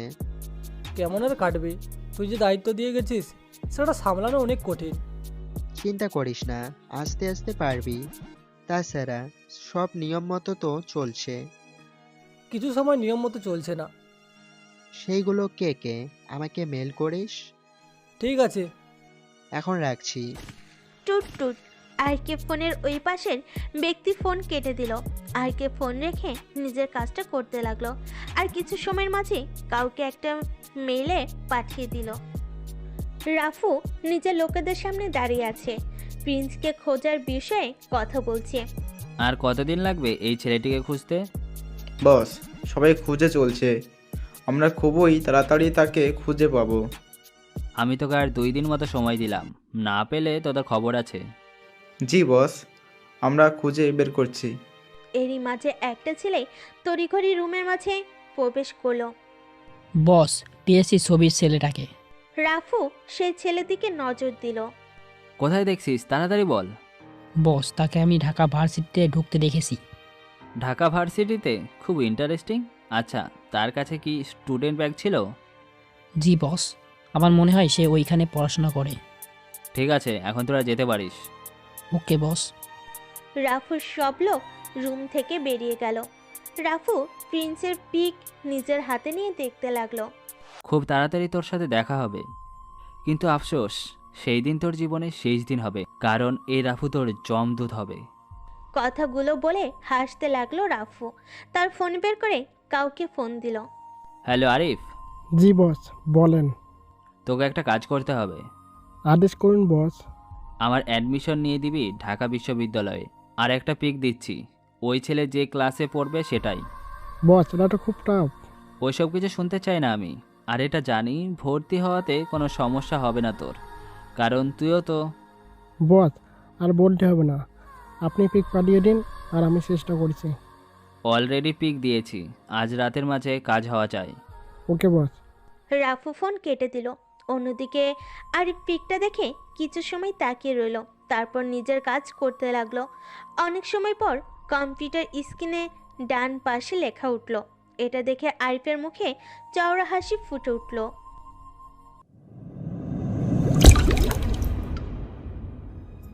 রাত 10টা। মাইম আর মারুফ বই নিয়ে পড়তে বসেছে। দুইজন পড়ছে আর মাঝে মাঝে গল্প করছে। হঠাৎ মাহিমের ফোন ভাইব্রেট হতে লাগলো। তোর ফোন বাজে, দেখ কে ফোন দিয়েছে। মারুফের কথা শুনে মাহিম টেবিলের উপর থেকে ফোন নিল। একটা আননোন নাম্বার থেকে কল আসার জন্য মাহিম ফোন ধরলো না, তাই ফোন বেজে কেটে গেল। কি রে, ধরলি না? আরে আননোন নাম্বার, তাই রিসিভ করি নাই। কে হয়তো ভুল করে দিয়ে পাঠাইছে। ও আচ্ছা। দুজন আবার পড়তে লাগলো, কিন্তু বেশি সময় নয়, তার আগেই আবার কল আসলো।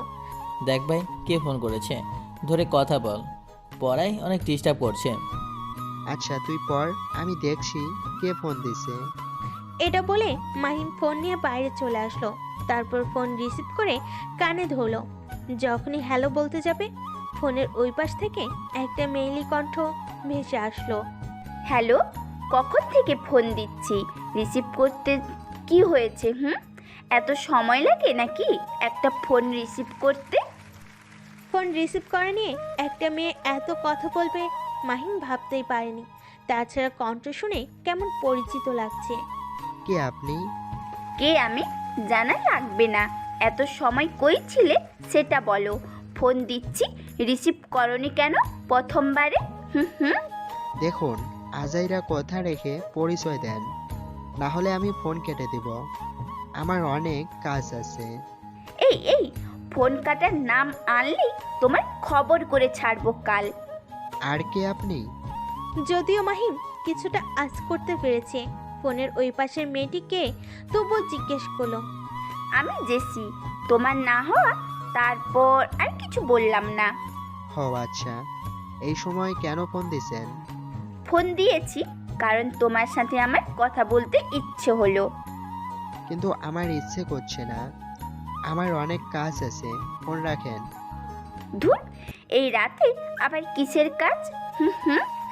সেটা আপনাকে বলতে পারবো না। আচ্ছা, চুরি টুরি করো নাকি? ধুর, আপনার শুধু আজাইরা কথা। ফোন কাটেন। এই কথা বলে মাহিম নিজেই ফোন কেটে দিল। এত কথা বলতে পারে এই মেয়ে না দেখলে বুঝতেই পারতাম না। কথাগুলো বিড়বিড় করে বলতে বলতে মাহিম রুমের মাঝে প্রবেশ করলো। কাকে না দেখলে কিছুই বুঝতিস না। মাহিমের বিড়বিড় করে কথা বলা মারুফ শুনে জিজ্ঞেস করলো। আরে তোকে একটা মেয়ের কথা বলছিলাম না? হ্যাঁ, তোরে প্রতিদিন জ্বালায়। হ্যাঁ, সেই মেয়ে ফোন করছিল। বাহ, তাই নাকি? কি কি বললো শুনি? যে একটা না 10টা প্লাস কথা বললো? আজাইরা কথা শুনতে হবে না তোর। হ্যাঁ বুঝেছি তো কেমন কথা। সে যেমনই হোক, তোর নাম্বার পেলো কিভাবে? গতকাল ভার্সিটি থেকে নিয়েছে। ইসরে, মেয়েটির সাথে দেখাই হচ্ছে না। কে সে যে আমার বন্ধুকে ভালোবাসে আর জ্বালাইতেছে? এখানে তুই আবার ভালোবাসা পেলি কোথায়? একটা মেয়ে তখনই পাগলামি করে যখন সে কাউকে ভালোবাসে। ধুর, তেমন কিছু না। গাধা, যাই হোক, তোকে একটা কথা বলতে যাচ্ছিলাম। বল। কাল আমি একটু বাসায় যাব, অনেকদিন হলো যাইনি। তুই কি আমার সাথে যাবি নাকি একলা থাকতে পারবি? ধুর বেটা, অনেকদিন পর বাসায় যাচ্ছি, কয়েকদিন থাকবি তারপর আসবি। আমি গিয়ে কি করব তোর সাথে? তাছাড়া আমি ভার্সিটিতে ক্লাস করব। আচ্ছা ঠিক আছে, এখন ঘুমিয়ে পড়। আর মনে রাখিস, এসে কিন্তু তোর না হওয়া গার্লফ্রেন্ডের সাথে দেখা করব। গার্লফ্রেন্ড না, অপরিচিত মেয়েটি হবে। সেটা সময় বলে দিবে। 2 দিন পর মেধা, নাফিস, নীলা আর তার কিছু বন্ধু মিলে নতুন ভার্সিটিতে আসা ছেলে মেয়েদের জার্ক করেছে। এটা তাদের নিত্যদিনের কাজ। প্রতিদিন কেউ না কেউ তাদের জার্কের শিকার হয়। আজ সেটাই ঘটেছে। একটা ছেলেকে বিভিন্নভাবে জার্ক করেছে। ছেলেটি হাত জোর করছে কিন্তু সেটা শুনছে না। তখনই একটা দামি ব্র্যান্ডের নতুন মডেলের বাইক নিয়ে ভার্সিটিতে প্রবেশ করলো একটা ছেলে। দেখে মনে হচ্ছে অনেক বড়লোকের ছেলে। বেশিরভাগ ছেলে মেয়ে সেই ছেলেটির দিকে তাকিয়ে আছে, বিশেষ করে একটু সুন্দরী মেয়েরা। ছেলেটি বাইক নিয়ে সোজা মেধার সামনে থামলো, তারপর বাইক থেকে নেমে, হ্যালো সুন্দরী, তোমরা কি এখানে যাজ্ঞ করতেছো? মুখ সামলে কথা বল, নতুন সেই মুখে খই ফুটেছে তোর? আরে বিউটিফুল গার্ল, তোমার মুখে এমন অমধুর কথা কেন? দেখ, বেশি বাড়াবাড়ি করিস না, তাহলে ফল ভালো হবে না। আই লাভ ইউ জান। অচেনা ছেলের থেকে এইসব কথা শুনে মেধার মাথা বিগড়ে গেল। নাফিস তো মুখ টিপে হাসছে আর বাকিরা হাঁ করে তাকিয়ে আছে। নাফিস একসময় খুব জোরেই হেসে দিল। নাফিসের হাসা দেখে মেধা আরো রেগে গেল। এই ছেলে আমাকে প্রপোজ করেছে আর তুই হাসছিস? আরে ভাই, তোদের দুজনের ড্রামা দেখে হাসি পেল। আর রাফি, তুই কিন্তু সেই দিয়েছিস। রাফি? মেধা অবাক হয়ে বলল, হ্যাঁ আমি রাফি। চিনতে পেরেছো নিশ্চয় এখন? আরে চিনবো না কেন, খুব চিনতে পারছি। তুমি হঠাৎ আমাদের ভার্সিটিতে? আসলাম একটু পড়তে। তুমি কিন্তু আগের থেকে অনেক চেঞ্জ হয়ে গেছো, আমি চিনতে পারি নাই। বুঝছি মেধা, তাই তো তোর সাথে একটু ইয়ার্কি করলাম। আরে মেধা বলিস না, গতকাল আমার সাথে দেখা হয়েছিল, আমি চিনতে পারিনি। শালা, তুই আমাকে আগে বলতে পারতিস। বললে কি আর ফ্রি ফ্রি এগুলো দেখতে পারতাম নাকি? তারপর সবাই মিলে আড্ডা দিতে লাগলো। এইদিকে ভার্সিটিতে থাকা ছেলে মেয়েগুলো ভাবছে একটা অচেনা ছেলে আসতে না আসতেই কেমন পরিচিত হয়ে গেল। বড়লোক হলে হয়তো এমনই হয়। বাস স্টপে দাঁড়িয়ে আছে মাহিম আর মারুফ। মারুফ আজ বাসে যাবে, তাই মাহিম তার সাথে আসছে। যদিও মারুফ একলাই যেতে চেয়েছিল, কিন্তু সেটা সম্ভব হয়নি। মাহিম তার সাথেই আসছে। বাস আসতে দেরি হবে মাহিম, তুই ভার্সিটিতে চলে যা। আরে এখনো অনেক সময় আছে। জানি। আচ্ছা, রেস্টুরেন্টে কাজে যাওয়ার সময় মতো। সেটা আর বলতে, না গেলে চলবে কেমনে আমার? সেটাই, দেখে শুনে কাজ করিস। সেটা নিয়ে চিন্তা করতে হবে না, এই কয়েকদিন সব শিখে ফেলছি। আর ভার্সিটিতে গিয়ে মেধার গায়ের সামনে যাস না যেন। পাগল নাকি? ওদের সামনে তো যাবে না। গুড। আর হ্যাঁ, আরেকটি কথা। বল। মেয়েটিকে প্রপোজ করে দে। তুই শালা যা তো, এত খোঁজ খবর তোর নিতে হবে না। তারা দুজন কথা বলার মাঝেই একটা বাস আসলো। মারুফ নিজের ব্যাগ নিয়ে বাসে উঠলো। সাবধানে থাকিস মাহিম। আচ্ছা, তুইও সাবধানে যাস আর গিয়ে ফোন দিস। ওকে। মারুফকে বাসে তুলে দিয়ে মাহিম ভার্সিটিতে চলে আসলো। ভার্সিটিতে ঢুকে মেধাদের বসার জায়গায় আজ নতুন একটা মুখ দেখলো মাহিম। আজ তারা জার্ক না করে আড্ডা দিচ্ছে। মাহিম খুব অবাক হলো, মুচকি হেসে মাথা নিচু করে তাদের পাশ কাটিয়ে চলে গেল। গিয়ে নিজের বসার জায়গায় বসে রইল একলা। চারপাশে সবাই নিজেদের বন্ধু নিয়ে আড্ডা দিচ্ছে, আর মাহিম একলা বসে আছে। কিছু সময় পর সেখানে জেসি আসলো। তারপর মাহিম চুরুল গাছের নিচে বসে আছে। তখনই সেখানে জেসি আসলো আর মাহিমের পাশে বসে পড়লো। মাহিম একবার তার দিকে তাকিয়ে আবার সামনে তাকালো। কেমন আছো? ভালো। আজ এত তাড়াতাড়ি যে? এমনি। আচ্ছা, তোমার কোনো বন্ধু নেই? আছে। কই দেখি না তো। সময় হলে দেখবে, এখন সে বাসায় গেছে।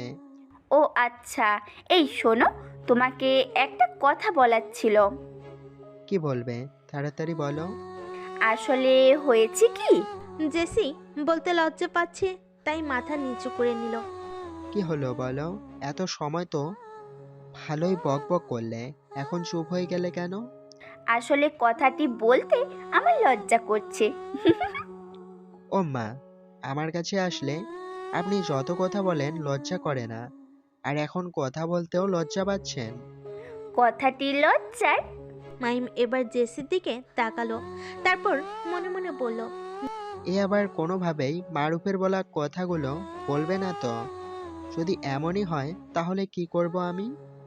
আচ্ছা শোনো, আমি তোমাকে ভালোবাসি। প্রথম দেখাই তোমাকে ভালোবেসে ফেলেছি। জেসির চোখ বন্ধ করে এক নিঃশ্বাসে বলে ফেলল, আপনার বলা শেষ? এখন উত্তর দাও। দেখুন, আমি ইচ্ছে করলে আপনার সাথে খারাপ ব্যবহার করতে পারি, কিন্তু না, আপনাকে ভালোভাবে বলছি, আমি আপনাকে ভালোবাসতে পারবো না। কেন পারবে না বলো আমাকে? আমি দেখতে খারাপ নাকি বেশি বকবক করি তাই, নাকি ছ্যাঁচড়ামি করি তাই? বলো কোনটা? জেসির কথা শুনে মাহিম একটা দীর্ঘশ্বাস ফেলল। সেটা বড় কথা নয়, ভালোবাসা ব্যাপার না, কিন্তু ভালোবাসার মানুষটিকে সারা জীবনের জন্য পাওয়া বড় বিষয়। মানে? তোমাকে ভালোবেসে বিয়ে করে নিজের কাছে রাখতে না পারলেও আমি ব্যর্থ, তাহলে ভালোবেসে কি হলো বলো? বিয়ে করে নিলেই তো হবে। বিয়ে করলেই হবে? আর তোমার মা বাবা আমার মতো বেকার ছেলের সাথে বিয়ে দিবে? যে কোনো একটা কাজ পেলেই হবে।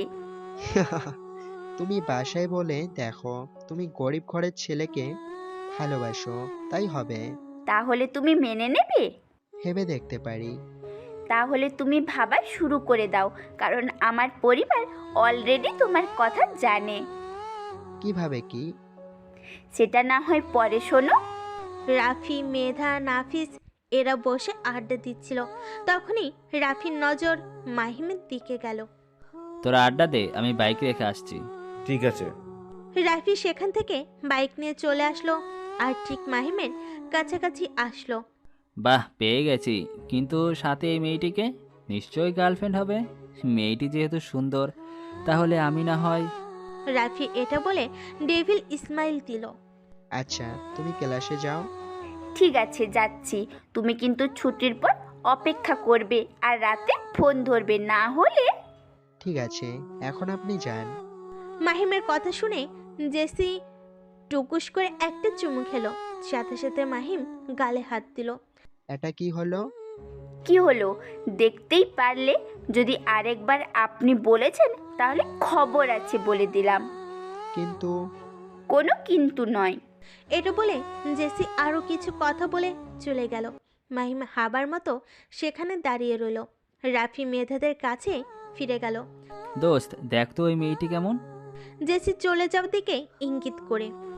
ওই খ্যাতের কথা বলছো কেন? ওরে আমার ভালো লেগেছে। কি?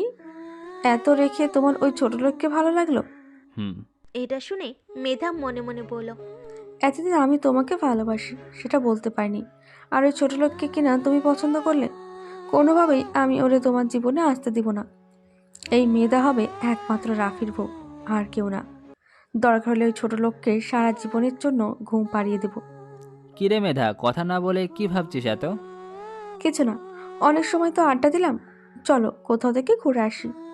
আজ যাব না, আজ একটু ক্লাস থেকে আসা যাক। বুঝিস তো, আজ প্রথম দিন। ঠিক আছে মেধা, চল আজকে ক্লাস করি। ওকে। চারজন মিলে নিজেদের ডিপার্টমেন্টে চলে আসলো আর বাকিরা নিজেদের ক্লাসে। মেধা এসে নিজের আসনে বসলো আর পাশে রাফিকে বসার জায়গা করে দিল। রাফি বসার আগে ক্লাসের সবার দিকে একবার করে চোখ বুলিয়ে নিল। সবার শেষ বেঞ্চে গিয়ে তার চোখ আটকে গেল খোলামেলা পোশাকে খ্যাত সেজে থাকা ছেলেটি। রাফি মুচকি হেসে মেধার পাশে বসে পড়ল। আচ্ছা মেধা, তোমার ক্লাসে যে খ্যাত আছে জানতাম না। কই? ওই যে পিছনে। ও আচ্ছা, ফাইমের কথা বলছো? এটা তো নতুন খ্যাত। আরেকটি আছে, এর বন্ধু, দুজন রেস্টুরেন্টে কাজ করে। ভেরি ইন্টারেস্টিং ব্যাপার। কেন? এমনি। রাফি মাঝে মাঝে মাহিমের দিকে তাকাচ্ছে, যেটা মাহিমের নজরে খুব সহজেই ধরা পড়ল। মাহিম সেটা আমলে নিল না, নিজের মতো ক্লাস করতে লাগলো। ক্লাস শেষে মাহিম বাইরে চলে গেল, নিজের মতো ভার্সিটি থেকে বেরিয়ে রাস্তায় দাঁড়ালো। তখনই তার ফোনে কল আসলো। নাম্বার দেখে বুঝে গেল কে কল দিয়েছে। হ্যালো। তোমাকে আমি ক্লাস শেষ করে দাঁড়াতে বলেছি, আর তুমি চলে যাচ্ছ মানে? জেসির কথা শুনে মাহিম চারপাশে তাকিয়ে দেখলো জেসি আসছে নাকি। কই যাচ্ছি না তো, বাইরে দাঁড়িয়ে আছি। সেটা তো আমি দেখতেই পাচ্ছি। আচ্ছা তুমি তাড়াতাড়ি আসো। মাহিম ফোন কেটে রেখে দিল। আল্লাহ, এই মেয়ে কি সব সময় আমাকে নজরে রাখে? বুঝলাম না। এই যে মিস্টার, কার কথা ভাবছেন? কারো কথা না। বুঝছি, আমার কথা ভাবতেছিলে। আমার কাজ নেই তোমার কথা ভাববো? আর কিছুদিন গেলে শুধু আমার কথাই ভাববে, দেখে নিও। তোমার কথা তো আমার মনে চলে, সেটা যদি তোমাকে জানানো যেত। মাহিম মনে মনে বলল, আচ্ছা তোমার কি ভাবের রোগ হলো, যেন ভাবনার জগতে হারিয়ে যাচ্ছ? আচ্ছা বলো, কেন দাঁড়াতে বললে? আজ আমি তোমার বাড়ি চিনব। এই একদম না, আমি মেসে থাকি, সেখানে কোনো মেয়ে এলাও নয়। তো আমি ভিতরে যাব নাকি? শুধু বাইরে থেকে চলে আসব। আর একদিন নিয়ে যাব, আজ নয়। আমি আজ দেখতে চাই, কারণ আজ আমার হাতে অনেক সময় আছে। কিন্তু আমার হাতে সময় নেই, প্লিজ আজ না। ঠিক আছে, তোমার কথাই মানলাম। দুজনে কিছু সময় কথা বলে দুই দিক চলে গেল। মাহিম বাসায় না ফিরে সোজা রেস্টুরেন্টে চলে গেল। আজ এত লেট কেন? স্যার, একটা বেশি ক্লাস ছিল তাই। তোমার কোনো কথা শুনতে চাই না। নেক্সট থেকে এমন হলে কাজে আসার দরকার নেই। Sorry sir. মাহিম নিজের ব্যাগ রেখে তাড়াতাড়ি রেস্টুরেন্টে কাজের কাপড় পরে নিল, তারপর কাজ করতে লাগলো। কাজের ফাঁকে রেস্টুরেন্ট থেকে দুপুরে খাবার খেয়ে নিল, যেটা কর্মচারীদের জন্য প্রাপ্য নষ্ট খাবার। রেস্টুরেন্ট থেকে ফিরতে ফিরতে রাত হয়ে গেল মাহিমের। কোনো রকম ব্যাগ রেখে এই শীতের মাঝে কাঁপতে কাঁপতে গোসল সেরে নিল। তারপর তাড়াতাড়ি করে বাথরুম থেকে বেরিয়ে জ্যাকেট পরে নিল। লেপের নিচে বসে শীতে কাঁপছে হালকা মাহিম। উফ, কি ঠান্ডা পানি! ট্যাপের পানি দিয়ে এই শীতে কেউ গোসল করে? মনে হচ্ছে ফ্রিজে রাখা ঠান্ডা পানি। বিড়বিড় করে কথাগুলো বলে মাহিম নিজের বাটন ফোনটি হাতে নিল। তখন খেয়াল করলো মারুফের কয়েকটি মিস কল, তাই মাহিম ব্যাক করার জন্য ফোনটি লক খুলল। ফোন যাবার সাথে সাথেই মারুফ রিসিভ করে বলল, কিরে ভাই, ফোন রেখে কই গেছিস? ফোন দিচ্ছি ধরছিস না? আরে ভাই বলিস না, রেস্টুরেন্ট থেকে ফিরে গোসল করে লেপের মাঝে ঢুকলাম, প্রচুর শীত। তো এখন গোসল করতে কে বলেছে? করছিস যখন শীতে মারা খা। কখন পৌঁছেছিস? বিকেলে। পরিবারের সবাই কেমন আছে? ভালো। আচ্ছা, খাওয়া দাওয়া করে ঘুমিয়ে পড়িস। এই কয়েকদিন কথা হবে কি না জানি না। কেন, কি হয়েছে? আরে আমি যেখানে আছি সেখানে নেট পায় না, তাই তোর সাথে কথা হবে না। ওকে, ঠিক আছে। আর শোন। বল। ওই মেয়ে প্রপোজ করছে। কে? আরে ওই জেসি নামের মেয়েটি। আমি বলেছিলাম তো, সেই মেয়ে তোকে ভালোবাসে, দেখিস। এখন কি করব বল? তোর ভালো লাগলে অ্যাকসেপ্ট করিস। ও আচ্ছা। মেয়েটির মনে হয় সত্যি অনেক ভালোবাসে তোকে। অনেক পাগলামি করছে। এখন রাখছি, বাই। মারুফ ফোন কেটে দিল। মারুফ দাঁড়িয়ে আছে একটা অন্ধকার রুমে। ভালো ভালো কাজটি শেষ করে ফিরতে পারলেই ভালো। কথাটি বলে কফির মগে চুমুক দিল। মাহিম গেম খেলা শুরু করবে, তখনই আবার ফোন বেজে উঠল। জেসি ফোন করেছে, তাই সাথে সাথেই রিসিভ করলো। ওই তোরে কখন থেকে ফোন দিচ্ছি, ফোন ব্যস্ত বলে কেন? কার সাথে কথা বলছিলি? হুম হুম। মারুফের সাথে। মারু? কে এই মারু? আমার বন্ধু। ও আচ্ছা, তার পিক আছে তোমার কাছে? হঠাৎ এই কথা? না কিচ্ছু না। কি কর? বসে আছি। তুমি? আমিও। রাতে খাইছো? না, একটু পরে। তুমি? সেম। আচ্ছা, কাল ভার্সিটিতে আসবে? ওকে। আর ওইটার উত্তর চাই। কোনটার? আমি যেই কথা বলছি সেটার। ভেবে দেখবো। কাল যদি উত্তর না পাই ঠ্যাং ভেঙে দিব। রাখছি। Good night. মাহিম ফোন কেটে দিল আর ভাবতে লাগলো। জিএফ হবার আগেই এত প্যারা দিচ্ছে, না জানি জিএফ হলে কি করবে। বাট মি লাভ হিম। কথাটি মনে মনে বলে মুচকি হাসলো। মেধা নিজের বাড়িতে ফিরে সব কিছু তছনছ করে রেখে দিয়েছে। কেউ তাকে আটকাতে পারেনি। পুরো ঘর এলোমেলো হয়ে আছে। নিলয় বাসে প্রবেশ করতেই চারপাশে তাকিয়ে অবাক হয়ে গেল, তাই কাজের লোককে ডাকলো। বাড়ির এই অবস্থা কেন? স্যার, ছোট ম্যাম আজ ভার্সিটি থেকে এসে এইসব করছে। কেন, কি হয়েছে? সেটা তো জানা নেই, কিন্তু খুব রেগেছিল। আচ্ছা ঠিক আছে, সব পরিষ্কার কর। নিলয় এই কথা বলে নিজের বোনের রুমে গেল। মেধা, বোন আমার, কি হয়েছে? কিছু না ভাইয়া। তাহলে এত রেগে আছো কেন? তুমি যাও আর আমাকে একলা থাকতে দাও। আরে যাবো তো, তার আগে শুনি মেধা কেন রেগে আছে। যে বাবার বাড়িতে না গিয়ে সোজা ভাইয়ার বাসায় আসছে, কিছু একটা তো হয়েছে, তাই তাড়াতাড়ি বলো। ভাইয়া, আমি একজনকে ভালোবাসি। ও তাই নাকি? কে সে? আর রাফি, ওই কামরুল এমপির ছেলে। সেটা তো ভালো কথা, তো কি হয়েছে এতে? এক মেয়ে আমার আর তার মাঝে আসছে। কে সে যে আমার বোনের ভালোবাসার মাঝে আসছে? এই দেখো ভাইয়া, এই মেয়ে। মেধা জেসির পিক দেখালো নিলয়কে। নিলয় পিক দেখে কিছু সময় তাকিয়ে রইল। ছি, মেয়েটাকে কোথায় যেন দেখছি। তোর মতো খ্যাতকে রাস্তাঘাটে দেখবে হয়তো। আচ্ছা তুই চিন্তা করিস না, এই মেয়েকে তোর রাস্তা থেকে সরিয়ে দেব। কি করতে হবে তাই বল। একেবারে সরিয়ে দাও, না হলে আমার পথের কাটা হবে। ওকে ঠিক আছে, কয়েকদিনের মাঝে কাজ হয়ে যাবে। ওই মেয়ের সাহস কত আমার বোনের রাস্তায় আসে। ওর মতো মেয়েকে সরাতে আমার বেশি সময় লাগবে না, বিকজ আই এম ডেভিল। কি ভাবছো ভাইয়া? কিছু না, এবার ফ্রেশ হয়ে এসে খাওয়া দাওয়া করে নে, আর রেখে থাকিস না। তুমি যাও, আমি আসছি। ওকে। নিলয় নিজের বোনের রুম থেকে বেরিয়ে গেল আর মেধা ভাবছে, রাফি শুধু আমার আর রাফির মাঝে যে আসবে তাকে সরিয়ে দিতে আমি কিচ্ছু ভাববো না। মাহিম রাতের খাওয়া দাওয়া করে কিছু সময় পড়তে বসলো। তার ঘুম আসছে না। বই নিয়ে পড়তে বসার কিছু সময় পর তার ফোনে টুং করে একটা মেসেজের শব্দ হলো। ফোনটা হাতে নিয়ে দেখলো একটা মেসেজ আসছে। যেখানে থাকিস না কেন সাবধানে থাকিস, আমার কাছে খবর আছে, তোকে মারার জন্য কন্ট্রাক্ট দেওয়া হয়েছে। মাহিম মেসেজটা দেখে অবাক হলো। তারপর কিছু একটা ভেবে মুচকি হেসে মেসেজটি ডিলিট করে দিল। আল্লাহ জানে আবার কে কাকে মারবে। মেসেজটি ভুল মানুষের কাছে দিয়ে ফেলেছে। আমাকে আবার কে মারবে? যত সব। কথাটি মাহিম মনে মনে বলল। ডিনার টেবিলে বসে আছে জাহাঙ্গীর আলম, জাবেদা খাতুন আর তাদের মেয়ে জেসি। বাসায় সবাই নূর বলে ডাকে। আমাদের ছেলেটাকে আর বাসায় নিয়ে আসতে পারলে না। জাবেদা, তুমি জানো তো তোমার ছেলে কেমন তেড়া, একবার যা বলে সেটাই করে। তাই বলে তাকে বাড়িতে নিয়ে আসার চেষ্টা করবে না? আমি তো আর কম খুঁজছি না, কিন্তু কোথায় ছদ্মবেশে আছে আল্লাহই জানে। তোমাদের চিন্তা করতে হবে না মা, ভাইয়া তো ঢাকা বিশ্ববিদ্যালয়ে পড়তো, আর আমিও সেখানে।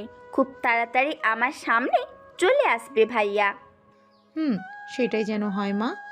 আমার ব্যবসাতে যদি আজ তুই বসতিস তাহলে অত দূরে থাকতে হতো না, কিন্তু তিনি এমন বেইমানি কাজ করবেন না।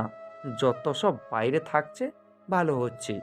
জাহাঙ্গীর আলম মনে মনে কথাগুলো বলল। মা বাবা, তোমাদের একটা কথা বলবো। হ্যাঁ মা, বল। মা, তুমি তো জানো আমি আমার মনের ছেলেটিকে পেয়েছি। তো আমি তাকে মনের কথা জানিয়েছিও, কিন্তু সে মানতে নারাজ কেন? আসলে আমার মা বাবা মানে তোমরা কেমন আর তাকে মেনে নিবে নাকি এই জন্য, কিন্তু আমি বলেছি আমার মা বাবা বেস্ট। ছেলেটি কেমন দেখতে আর কি করে? বাবা, ছেলেটি এখনো কিছু করে না আর গরিব। গরিব হোক সমস্যা নেই, কিন্তু আমার মেয়েকে ভালো রাখলেই হবে। তাই ভাবছি ভার্সিটির লাইফ শেষ হলে আমি আমার নিজের পরিচয় দিব আর তাকে এখানে নিয়ে আসব। বলিস কি, সে তোর আসল পরিচয় জানে না? না। আচ্ছা নূর, ছেলেটির ছবি দেখাতো। আচ্ছা মম। জেসি নিজের ফোন থেকে মাহিমের পিক বের করে নিজের মা বাবাকে দেখালো। মাশাআল্লাহ, ছেলেটা অনেক সুন্দর। ছবিটা আমাকে দাও তো, আমি একটু খোঁজ খবর নিব। যতই হোক রাষ্ট্রপতির জামাই হবে বলে কথা। ঠিক আছে বাবা। জেসি নিজের ফোন থেকে মাহিমের পিক নিজের বাবার ফোনে দিল। তারপর সবাই খাওয়া দাওয়া শেষ করে বিভিন্ন গল্প করতে লাগলো। জাহাঙ্গীর আলম উঠে নিজের রুমে চলে গেল। তারপর একজনকে ফোন করলো। তোমাকে একটা ফটো পাঠাচ্ছি, ছবির ছেলেটিকে যেভাবেই হোক দুনিয়া থেকে বিদায় করে দিবি, যত টাকা লাগে দিব। ঠিক আছে বস, কাজ হয়ে যাবে, আপনি চিন্তা করবেন না। জাহাঙ্গীর ফোন কেটে দিয়ে ডেভিল ইসমাইল দিয়ে পড়ল। একটা সাধারণ ছেলে হবে নাকি রাষ্ট্রপতির মেয়ের জামাই, সেটা আমাকে মেনে নিতে হবে। পরের দিন জেসি একটু তাড়াতাড়ি ভার্সিটিতে এসে পৌঁছালো মাহিমের থেকে নিজের উত্তর পাওয়ার আশায়। কিন্তু সময় যেতে লাগলো, কিন্তু মাহিমের আসার কোনো নাম নেই। আজ আসুক বেটা, সেই কখন ফোন করে বলেছি আজ তাড়াতাড়ি ভার্সিটিতে আসতে, কিন্তু বাপুর কোনো নাম গন্ধ কিচ্ছু নেই। জেসি এইসব ভাবতেছিল, তখনই সেখানে রাফির নামের ছেলেটি আসলো। এই যে মিস, আমি কি আপনার পাশে বসতে পারি?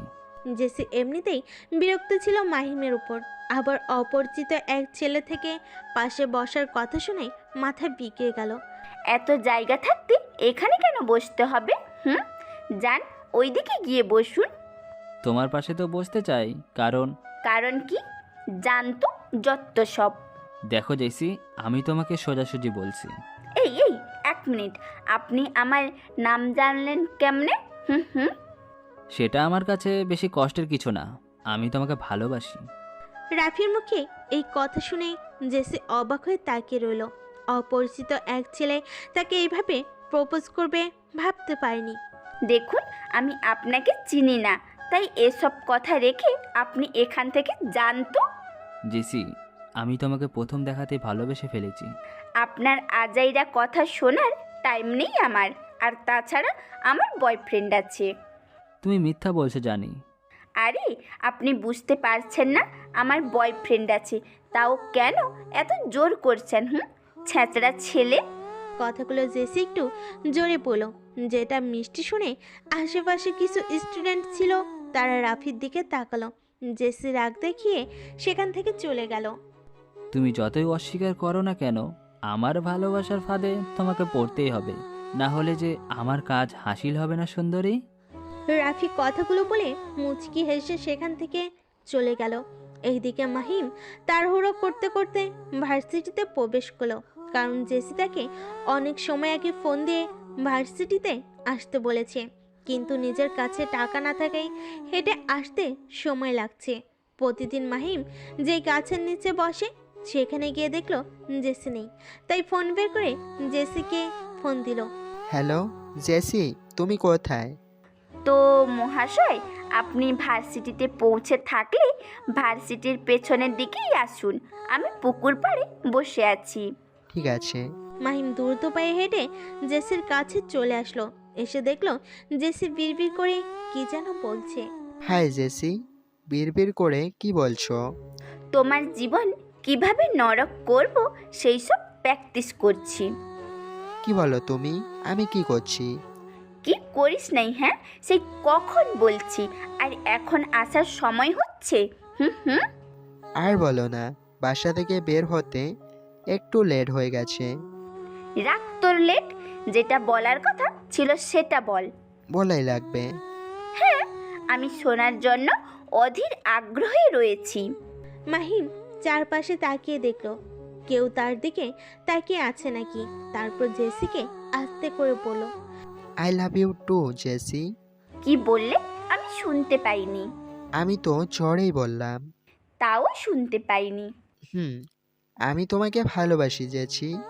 আমিও তোমাকে ভালোবাসি মাহিম, কিন্তু তুমি এত আনরোমান্টিক কেন? এখানে আবার এই কথা বলার মানে কি? অন্যের বয়ফ্রেন্ড কত সুন্দর করে প্রপোজ করে আর তুমি? দেখো জেসি, আমি আগেই বলেছি অন্যের মতো আমি কিছু করতে পারবো না। যদি অন্যের মতো লাগে তাহলে তেমন খুঁজে নেও। আরে আরে বাবু, রাগ করছো কেন? আমি এমনি বলছি তো। চলো ওইখানে গিয়ে বসি। দুজন পুকুর পাড়ে এসে বসলো। তোমার কথা বাসায় বললাম। ও, তারপর? আর কি, তারা তো রাজি। এখন শুধু তোমার পড়াশোনা শেষ করার পালা। ও আচ্ছা, এত তাড়াতাড়ি তোমার পরিবার মেনে নিল? মানবে না? কোথায় যাবে? আমি কি তোমাকে আজ থেকে ভালোবাসি নাকি? মানে? না মানে কিচ্ছু না। জেসি কিছুটা তুতলিয়ে বলল, কি হলো বলো? এর আগেও তুমি এমন কিছু বলতে গিয়ে আটকে গিয়েছিলে। তেমন কিছু না, অন্য কথা বলো। মাহিম দেখলো জেসি বলতে চাইছে না, তাই আর কিছু বলল না। আচ্ছা, তোমার পরিবারে কে কে আছে? পরিবার বলতে আমি আর আমার এক চাচা আর বাবা। তোমার? আমার মা, বাবা আর ভাই। ও আচ্ছা, তুমি সারা জীবন আমাকে ভালোবাসবে তো? একদম। অনেক প্রতীক্ষার পর তোমাকে পেয়েছি, কখনো ছাড়ার নাম নেই। আমিও তোমাকে এই কয়েকদিনে অনেক ভালোবেসে ফেলেছি, তাই ছাড়ছি না সহজে। রাতে জেসি মিলের সাথে ফিল্ম দেখে রিক্সা করে বাসায় ফিরছে। অনেকদিন পর মুভি দেখলাম, কি বলিস? হ্যাঁ দোস্ত, তাছাড়াও আমার তোর সাথে কয়েকদিন দেখা হয়নি, এই সুযোগে এক সপ্তাহের গল্প হয়ে গেল। দুই বান্ধবী কথা বলে আসছিল, তখনই তাদের রিক্সা থেমে গেল। কি হলো মামা, রিক্সা থামালেন কেন? আফা, সামনে কারা যেন খাড়িয়ে আছে, হাতে বন্দুক। তাহলে পাশ কাটিয়ে চলে যান। পারুম না আফা, যেতে গেলেই জানে মেরে দেবে। এখন কি করব জেসি? জেসির সামনে তাকিয়ে দেখলো রাইফেল ধরা ব্যক্তিগুলো তাদের দিকে এগিয়ে আসছে। এই রিক্সাওয়ালা, যদি জানের মায়া থাকে তাহলে এখান থেকে পালা। রিক্সাওয়ালাকে আর পাইকে জানের ভয়ে সবারই আছে। রিক্সা রেখে সেখান থেকে পগার পার। এই মামা, আমাদের রেখে কই যাচ্ছেন? আরে ফুলটুসি, সে এখন নিজের জান বাঁচানোতে পড়ছে, তোমাদের দেখবে না। কে আপনারা আর কেন আমাদের ঘিরে ধরেছেন? একটু পরে জানতে পারবে। ভাই, বস তো বলেছিল এই মেয়েটিকে নিয়ে যেতে, তাহলে এইটার কি করব? কি আর করবি, পাশে নিয়ে গিয়ে মস্তি কর। ঠিক আছে ভাই। কয়েকটি লোক এসে মিলির হাত ধরে টানতে লাগলো। জেসি আর মিলি মিলে সারানোর চেষ্টা করছে, কিন্তু পারছে না। দুজন চিৎকার করে সাহায্য চাইছে। প্লিজ কেউ আমাদের বাঁচান, হেল্প। ছেড়ে দে। কে তোরা আর কেন ধরে নিয়ে যাচ্ছিস? কেন ধরেছি জানতে হবে না, কিন্তু উপর থেকে তোকে মারার অর্ডার আছে। তোদের কাউকে ছাড়বে না যদি আমার বাবা জানতে পারে। কে তোর বাবা? কোন দেশের মন্ত্রী? লোকটির কথা শুনে জেসি চুপ হয়ে গেল। কি বলবে ভেবে পাচ্ছে না। মিলি আছে তাই সত্যি কথা বলতে পারছে না, আর এদের সাথে মোকাবেলা করতে পারছে না। জেসিকে চুপ হয়ে যেতে দেখে সবাই হা হা করে হাসতে লাগলো। মিলিকে জোর করে অন্যদিকে নিয়ে যেতে লাগলো। জেসিকে নিয়ে গাড়ির দিকে।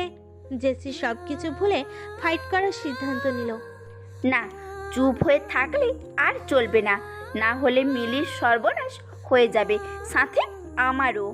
এই কথা বলে জেসি নিজের মনকে আশ্বাস দিয়ে যখন তাকে ধরে থাকা ব্যক্তিকে মারতে যাবে, অমনি সেখানে বাইক নিয়ে এক ব্যক্তির এন্ট্রি হলো। সাই করে বাইক নিয়ে এসে জেসিকে ধরে থাকা ব্যক্তির মুখে বড় হাতুড়ি দিয়ে বাড়ি মারল। লোকটির মুখ থেকে রক্ত বেরিয়ে গেল।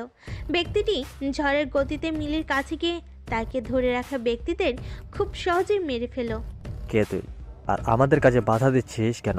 তুই হয়তো জানিস না আমি কে। লোকটির কথা শুনে অপরিচিত বাইক নিয়ে আসা লোকটি বাইক থামিয়ে বলল, কে তুই শুনি? মাফিয়া কিং নীলের লোক। সামান্য একজন কিং, সে আমার কি ক্ষতি করবে? আগে তোরা তো বেছে দেখা। অচেনা লোকটিকে বোঝা মুশকিল, কারণ তার মুখে মাস্ক পরা, পুরো মুখ ঢেকে আছে। বাকিরা গুলি করতে গেলে শাট করে নিজের বন্দুক দিয়ে সবার হাতে পায়ে গুলি করে দিল অপরিচিত ব্যক্তিটি। সবাইকে মারা শেষে আবার নিজের বাইকে উঠে বসলো। মেয়ে, তোমরা তাড়াতাড়ি এখান থেকে চলে যাও, সামনে রিক্সা দাঁড়িয়ে আছে তোমাদের জন্য। অপরিচিত ব্যক্তির কথা শুনে জেসি আর মিলি কিছু বলল না, এমনিতেই ভয় পেয়ে আছে, তাই বিনা বাক্যে সেখান থেকে চলে যেতে লাগলো। কিন্তু যাওয়ার আগে তাদের কানে একটা কথা পৌঁছালো। তোদের বসকে বলে দিস, রহস্যময় কখনো কাউকে ভয় পায় না, উল্টো তাকে সবাই ভয় পায়। কথাটি বলে বাইক নিয়ে লোকটি চলে গেল, আর বাকিরা চিৎকার করে গড়াগড়ি খেতে লাগলো।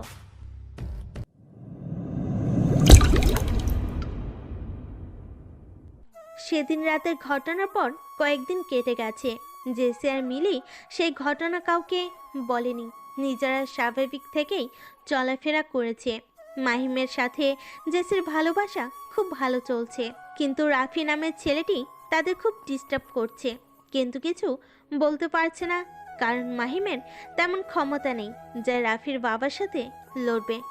ভাইয়া, তোমাকে একটা কাজ করতে দিয়েছিলাম আর তুমি সেটা সম্পূর্ণ করনি। মেধা, ওই মেয়েকে মারতে লোক পাঠিয়েছিলাম, কিন্তু ওরাই মার খেয়ে ফিরে আসছে। আমি এসব শুনতে চাই না, তুমি যা করার তাড়াতাড়ি করো, না হলে আমি নিজেই কিন্তু। আরে পাগলি বোন আমার, আমি কাজে বিজি ছিলাম, তাই এদিকে খেয়াল করি নাই। তোর কিছু করতে হবে না, আমি সব করব। মনে থাকে যেন। ঠিক আছে, মনে থাকবে। মেধা নিজের ভাইয়ের সাথে কথা বলে বাড়ি থেকে বেরিয়ে গেল। দেখতে দেখতে আরও 2 দিন কেটে গেল। মারুফ নিজের কাজ শেষ করে মেসে ফিরে এসেছে গতকাল রাতে। আজ 2 বন্ধু মিলে ভার্সিটিতে যাচ্ছে। দোস্ত, প্রেম তো ভালোই করলি, আজ কিন্তু ভাবিকে দেখাতে হবে। আরে চলো দেখাবো। আর জেসি, ও তোকে দেখার জন্য বসে আছে, তোর নাম শুনলে তোরে দেখতে চায়। আমারও সেম অবস্থা। আল্লাহ জানে তোদের দুইজনকে দেখার জন্য এত আকুল কেন। হিহি, চল তো ভাই। 2 বন্ধু মিলে কথা বলতে বলতে ভার্সিটিতে যেতে লাগলো। ঠাস ঠাস পরপর 2টা থাপ্পড় পড়লো রাফির গালে। থাপ্পড়ের শব্দ শুনতে পেরে আশেপাশের লোক সবাই রাফির দিকে তাকিয়ে আছে, এমনকি রাফির বন্ধুরা এগিয়ে আসলো। তোকে কতবার বলবো আমি তোর সাথে প্রেম করব না, তবু কেন ছ্যাঁচড়ার মতো আসিস? লজ্জা করে না তোর? বলছি আমার বয়ফ্রেন্ড আছে, তাও এমন করতে আসিস? কথাগুলো জেসি চিল্লিয়ে বলল, ছোট লোকের মেয়ে, তোর এত বড় সাহস আমার রাফির গায়ে হাত দেওয়া? তোকে আজ বুঝিয়ে দেবো এই মেধা কি জিনিস। এটা বলে মেধা জেসির দিকে এগিয়ে আসলো, কিন্তু রাফি তার হাত ধরে আটকে দিল। ও তোমাকে মারছে আর তুমি কিছু বলছো না, আবার উল্টো আমাকে আটকে দিচ্ছ। তোমরা কিছুই করতে পারবে না, যা করার আমি করছি। মিলি জেসির কানে কাছে এসে বলল, এটা তুই কি করলি? তুই আবার যে মনে করতে গেলি কেন? তো কি করব বল, আর কত সহ্য করব বল? তুই হয়তো আমাকে চিনিস না, আমি হলাম ঢাকা সিটি মেয়রের ছেলে, আর তুই আমাকে মারিস? রাফি ইশারা দেওয়া মাত্র কয়েকজন এসে চারপাশ থেকে ঘিরে দাঁড়ালো জেসিকে। আশেপাশের ছাত্রছাত্রীদের বিনা টিকিটে মুভি দেখছে এমন আশে সবাই দাঁড়িয়ে আছে। রাফিকে জেসির হাত মুচড়ে ধরল। আহ, ছাড় বলছি, না হলে খুব খারাপ হয়ে যাবে। কিছু হবে না, কে আটকাবে আমাকে? তোর গার্লফ্রেন্ড? রাফি গিয়ে জেসির ওড়না কেড়ে নিল। সাথে সাথেই জেসি নিজের বুকের ওপর ব্যাগ দিয়ে চেপে ধরল। দেখ, আমার ওড়না ফেরত দে, না হলে খুব খারাপ হয়ে যাবে কিন্তু। কি করবি আমাকে? এটা বলে জেসির দিকে এগোতে গেল। দেখ, একদম জেসির দিকে এগোবি না। মিলি জেসির সামনে আসলো। এই, তোরা এই মালটাকে ধর। তাই বলে রাফি মিলিকে ধাক্কা মারল। আবার জেসির দিকে এগিয়ে যেতে নিল। মাহিম ভার্সিটি ওইখানে এত গোল কেন রে? জানি না, চল তো গিয়ে দেখি। চল গিয়ে দেখি কোনো বিনোদন হচ্ছে। মাহিম আর মারুফ ভিতরে এসে দেখলো জেসির সাথে একজন খারাপ ব্যবহার করছে, যেটা দেখে দুজনেই মাথা গরম হয়ে গেল। মাহিম এগিয়ে যাওয়ার আগেই মারুফ গিয়ে রাফির গায়ে লাথি দিল, সাথে রাফি গিয়ে দূরে পড়ল। কিছু বুঝে ওঠার আগেই মাহিম তো অবাক মারুফের কাজে। মাহিম যখনই জেসির কাছে এগিয়ে যাবে তখন জেসি মারুফকে জড়িয়ে ধরল। ভাইয়া, এটা বলে জেসি কান্না করে দিল। জেসির কথা শুনে মাহিম অবাক হয়ে গেল, সাথে মেধা আর তার বন্ধুরাও। কান্না করিস না বোন, তোর ভাই সাথে থাকতে তোর কেউ কোনো ক্ষতি করতে পারবে না। ও ও ও ও আমার সাথে অনেক খারাপ ব্যবহার করেছে ভাইয়া। আমি দেখছি, তুই চিন্তা করিস না। এটা বলে মারুফ গিয়ে রাফির হাত থেকে ওড়না কেড়ে নিল, তারপর জেসির কাছে দিল। তোর এত বড় সাহস আমাকে মারা? এই সবাই মার এই শালাটাকে। আয় সব কয়টারে মেরে জ্যান্ত পুঁতে ফেলবো। আমার বোনের সাথে খারাপ আচরণ করা। মারুফের কথাগুলো শুনে বাকিরা যা অবাক হচ্ছে তার থেকে বেশি অবাক হচ্ছে মাহিম। রাফির লোকগুলো মারুফকে ঘিরে ধরলো। সবাই মারতে এগিয়ে আসলে মারুফ খুব সহজে তাদেরকে টপকে দিল। রাফি একটা ছুরি নিয়ে মারুফের পিছনে মারতে যাবে। ভাইয়া আ! জেসির চিৎকার শুনে মারুফ পিছনে তাকিয়ে দেখলো রাফি তার হাত দিয়ে ছুরি মারতেছিল, কিন্তু সেটা মাহিম হাত দিয়ে ধরে ফেললো। মাহিমের হাত থেকে গল গল করে রক্ত গড়িয়ে পড়লো। মাহিম আজও তুই? বাদ দে, তুই তোর কাজ শেষ কর। মারুফ গিয়ে রাফিকে মারতে লাগলো, মেরে মেরে রক্ত বের করে ফেলো। মারুফের এমন রূপ দেখে নাফিস এগিয়ে আসতে ভয় পাচ্ছে। মেধা কি করবে ভেবে পাচ্ছে না। আজকের মতো ছেড়ে দিলাম, আর যদি আমার বোনের আশেপাশে বা কোনো মেয়ের আশেপাশে দেখি তোর খবর আছে। মাহিম রক্ত হাতে জেসি আর মারুফের দিকে তাকিয়ে আছে। জেসি মাহিমের হাত দেখে সাথে সাথে এগিয়ে আসতে গেলে তার আগেই মারুফ গিয়ে নিজের রুমাল বের করে মাহিমের হাত পেঁচিয়ে ধরলো। তুই আর ভালো হলি না, সেদিনের মতো আজ পেছনে থেকে বাঁচিয়ে নিলি। বন্ধু বিপদে বললে তাকে বাঁচাতে তো হবেই। জেসি তুই বাসায় চলে যা, আমি মাহিমকে নিয়ে ডাক্তারের কাছে যাচ্ছি। ভাইয়া, আমিও তোমার সাথে যেতে চাই। আচ্ছা আয়। মাহিম একবার জেসির দিকে তাকিয়ে আবার সামনে হাঁটা ধরলো। তোদেরকে আমি ছাড়বো না। আর মারুফ, তুই আমার রাফিকে মারছিস, এর ফল ভালো হবে না। যা পারিস করে নিস, পোশাক দেখে মানুষকে হিসাব করতে আসিস না, পস্তাতে হবে। সাবধানে থাকবি। রাফি বলল। মারুফ কথা না বাড়িয়ে ভার্সিটি থেকে বেরিয়ে গেল, সাথে জেসি। অটোতে উঠে তারা হসপিটালে চলে গেল। জেসি তুই মাহিমের হাত ধর, আমি ভাড়া মিটিয়ে দিয়েছি। আচ্ছা ভাইয়া। লাগবে না, আমি ধরছি। তাই বলে মাহিম নিজের হাত ধরে হসপিটালের মাঝে চলে গেল, আর জেসি অবাক হয়ে তাকিয়ে রইল। কি রে মাহিম, কোথায় গেল? ও তো ভিতরে গেল। দুইজন ভিতরে চলে আসলো। মাহিমের হাত ড্রেসিং করিয়ে দিল। মারুফ জেসিকে এক পাশে নিয়ে গেল। নূর, তুই এইভাবে ভার্সিটিতে কেন? ভাইয়া, এসব পরে বলবো, আগে বলো মাহিমকে তুমি কিভাবে চেনো? ও আমার বন্ধু, কিন্তু তুই চিনলি কিভাবে? ও আচ্ছা, পরে শোনো, পরে দেখা করে সব বলবো। আচ্ছা। কিছুটা সন্দেহ দৃষ্টিতে জেসির দিকে তাকালো। মাহিমের কাছে আসলো, তারপর ডাক্তারের কাছ থেকে প্রেসক্রিপশন নিয়ে মেডিসিন নিল। নূর, তুই বাসা যা, মানে যেখানে থাকিস। আচ্ছা ভাইয়া, আসি, সাবধানে থাকবে। মাহিমকে বলো। মাহিম শুধু মাথা ঝাঁকালো। জেসি চলে গেল। দুজন নিজেদের মেসে চলে আসলো। রাতে একটা রেস্টুরেন্টে প্রাইভেট রুমে বসে আছে জেসি আর মারুফ। দুই ভাই বোন খাওয়া দাওয়া করলো। তুই ভার্সিটিতে আসিস, আমাকে বলিসনি তো?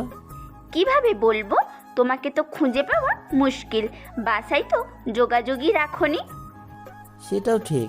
তো আম্মু কেমন আছে? আছে কোনো রকম। বাসায় তোমার নাম সব সময় বলে। আচ্ছা, তুমি কোন কারণে বাসা ছেড়ে চলে আসছো বলো তো? তুই ছোট, এইসব বুঝবি না। ভাইয়া, মাহিম কেমন আছে? ভালো, মেডিসিন খেলে ঠিক হয়ে যাবে। ও আচ্ছা। আমার সাথে বন্ধু হবার পর থেকে সাহায্য করে যাচ্ছে। ছেলেটি অনেক ভালো। ভাইয়া, তোমাকে একটা কথা বলার ছিল। বল। ভাইয়া, আমি আর মাহিম একে অপরকে ভালোবাসি। কি? কবে থেকে? 1 মাস হচ্ছে। তাহলে তুই সেই মেয়েটি যে কিনা মাহিমকে... এটা বলে মারুফ দীর্ঘশ্বাস পেল। আমার বিষয়ে তুমি কি জানো? জানি না, কিন্তু আমি মাহিমকে খুব খুব ভালোবাসি। কিন্তু আমি চাই না তুই মাহিমের সাথে রিলেশন করিস। ভাইয়া, আমি মাহিমকে ছাড়া ভালো থাকবো না। কেন ভালো থাকবি না বল? মাত্র কয়েকদিনের ভালোবাসা। ভাইয়া, তুমি হয়তো ভুলে যাচ্ছ, আমি একজনকে ভালোবাসতাম। তো? মাহিম। সে ওই দিন রাতে মাহিমই ছিল। তাই নাকি? আচ্ছা, আমি ভেবে দেখব। তুই এখন বাসায় যা। আর খুশি হয়েছে হয়তো জেসির কথা শুনে। ভাইয়া, বাসায় কবে আসছো? সঠিক সময় হলে আমি নিজে আসব। মমকে কিছু বলার দরকার নেই। ঠিক আছে, বাই। জেসি বিদায় নিয়ে রেস্টুরেন্ট থেকে চলে গেল, আর মারুফ মাহিমের জন্য খাবার নিয়ে রেস্টুরেন্ট থেকে বেরিয়ে গেল।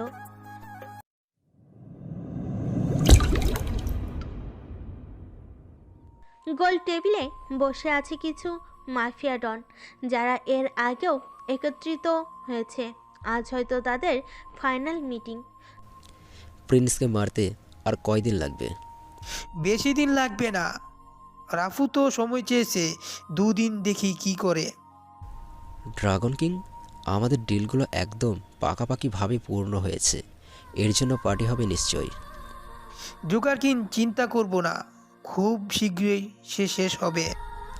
একটা কথা কিন্তু সত্যি, সেই অপরিচিত ব্যক্তি যদি আমাদের সাহায্য না করত, তাহলে আমরা কোনোভাবেই সফল হতাম না। কিন্তু বস, কে সে? সেটা জানি না, কিন্তু আমাদের শুভাকাঙ্ক্ষী হবে, যে সবসময় আমাদের পাশে থাকবে। তাহলে তো ভালোই। রকস্টার সিটি খুব তাড়াতাড়ি আমাদের হবে। হ্যাঁ, এই রকস্টার সিটির বাদশা দ্য কিলার মরলে আমি হব বাদশা। হা হা হা হা হা হা। জোকার কিং মনে মনে এটা বলে হাসলো, কিন্তু সে জানে না তার থেকেও বড় খেলোয়াড়রা আছে, যার কাছে জোকার কিং চুনোপুটি।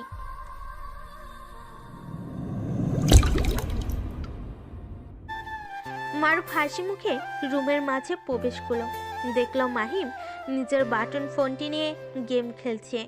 কি রে, সারাদিন কি গেমই খেলবে? তাছাড়া আর কি করব বল? আচ্ছা, ওইটা রেখে খাবার খেয়ে নে। কিভাবে খাবো ভাই? দেখছিস তো, হাত ব্যান্ডেজ করা। আচ্ছা ঠিক আছে, আমি খাইয়ে দিচ্ছি। ঠিক আছে, দে। মারুফ নিজে ফ্রেশ হয়ে এসে মাহিমকে বিরিয়ানি খাইয়ে দিতে লাগলো। আচ্ছা মারুফ, তুই কি আমার থেকে কিছু লুকাইছিস? তোর থেকে আমি কি লুকাবো বল? কিছু লুকানোর আছে নাকি? মারুফ কিছুটা তুতলিয়ে বলল। তাহলে তুতলিয়ে কথা বললি কেন? তুই হঠাৎ এই প্রশ্ন করলি তাই। ও আচ্ছা, কোনোদিন যদি জানতে পেরেছি তুই আমার থেকে কিছু লুকাইছিস, তাহলে দেখিস তোর খবর আছে। মাহিম কি কোনোভাবে আমার পরিচয় সম্পর্কে জেনে গেছে? ওকে জানে? নূর কার মেয়ে? যদি জেনে থাকে তাহলে... কথাগুলো মারুফ নিজের মনে মনে ভেবে মাহিমকে জিজ্ঞেস করলো। আচ্ছা, তোর জিএফকে তো দেখা হলো না? খুব তাড়াতাড়ি তোদের দেখা করাবো। কথাটি বলে মাহিম মুচকি হাসলো। দেখতে দেখতে 1 সপ্তাহ কেটে গেল। মাহিমের হাত একদমই ঠিক। এই কয়েকদিন জেসি অনেক ফোন দিয়েছে, কিন্তু মাহিম ফোন রিসিভ করেনি। জেসি মারুফকে ফোন দিয়ে জিজ্ঞাসা করতে পারছে না মাহিমের কথা। সে পড়েছে এক মুশকিলে।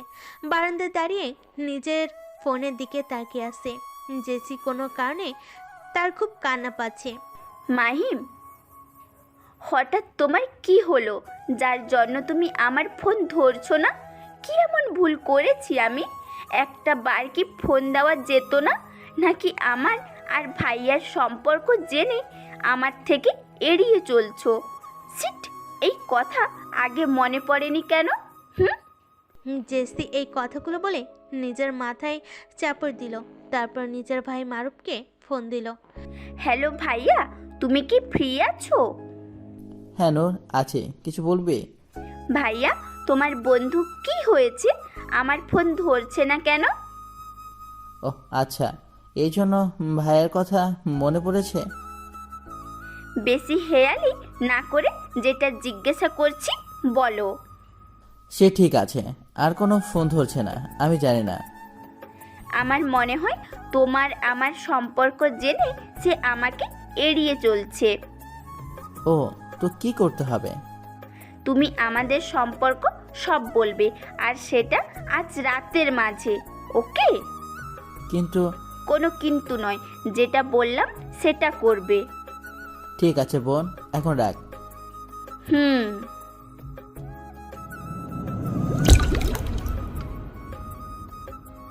নিলয় ভাই, তোমার আর আমার টার্গেট একজন, তাই চলো হাত মিলাই। ঠিক আছে রাফু, তুমি যখন বলছো ঠিক আছে, কিন্তু আমার সাথে চালাকি করতে আসবে না। সেটা কখনো করব না। আমি দুজন একসাথে হলে ভেবে দেখো কতটা এগিয়ে যাব। সেই জন্য তোমার সাথে হাত মিলাতে রাজি হয়েছে। সব ঠিক করা আছে, এখন শুধু সময়ের অপেক্ষা। সেটা খুব তাড়াতাড়ি আসবে, কিন্তু তুমি আমার বোনকে বিয়ে করতে রাজি তো? নিলয় ভাই, মেধাকে বিয়ে করতে আমার কোনো আপত্তি নেই। ঠিক আছে, তোমার সাথে আমার সব কিছু পাকাপাকি। ওকে। রাফি আর নিলয় দুইজন হাত মিলিয়ে কোলাকুলি করতে লাগলো।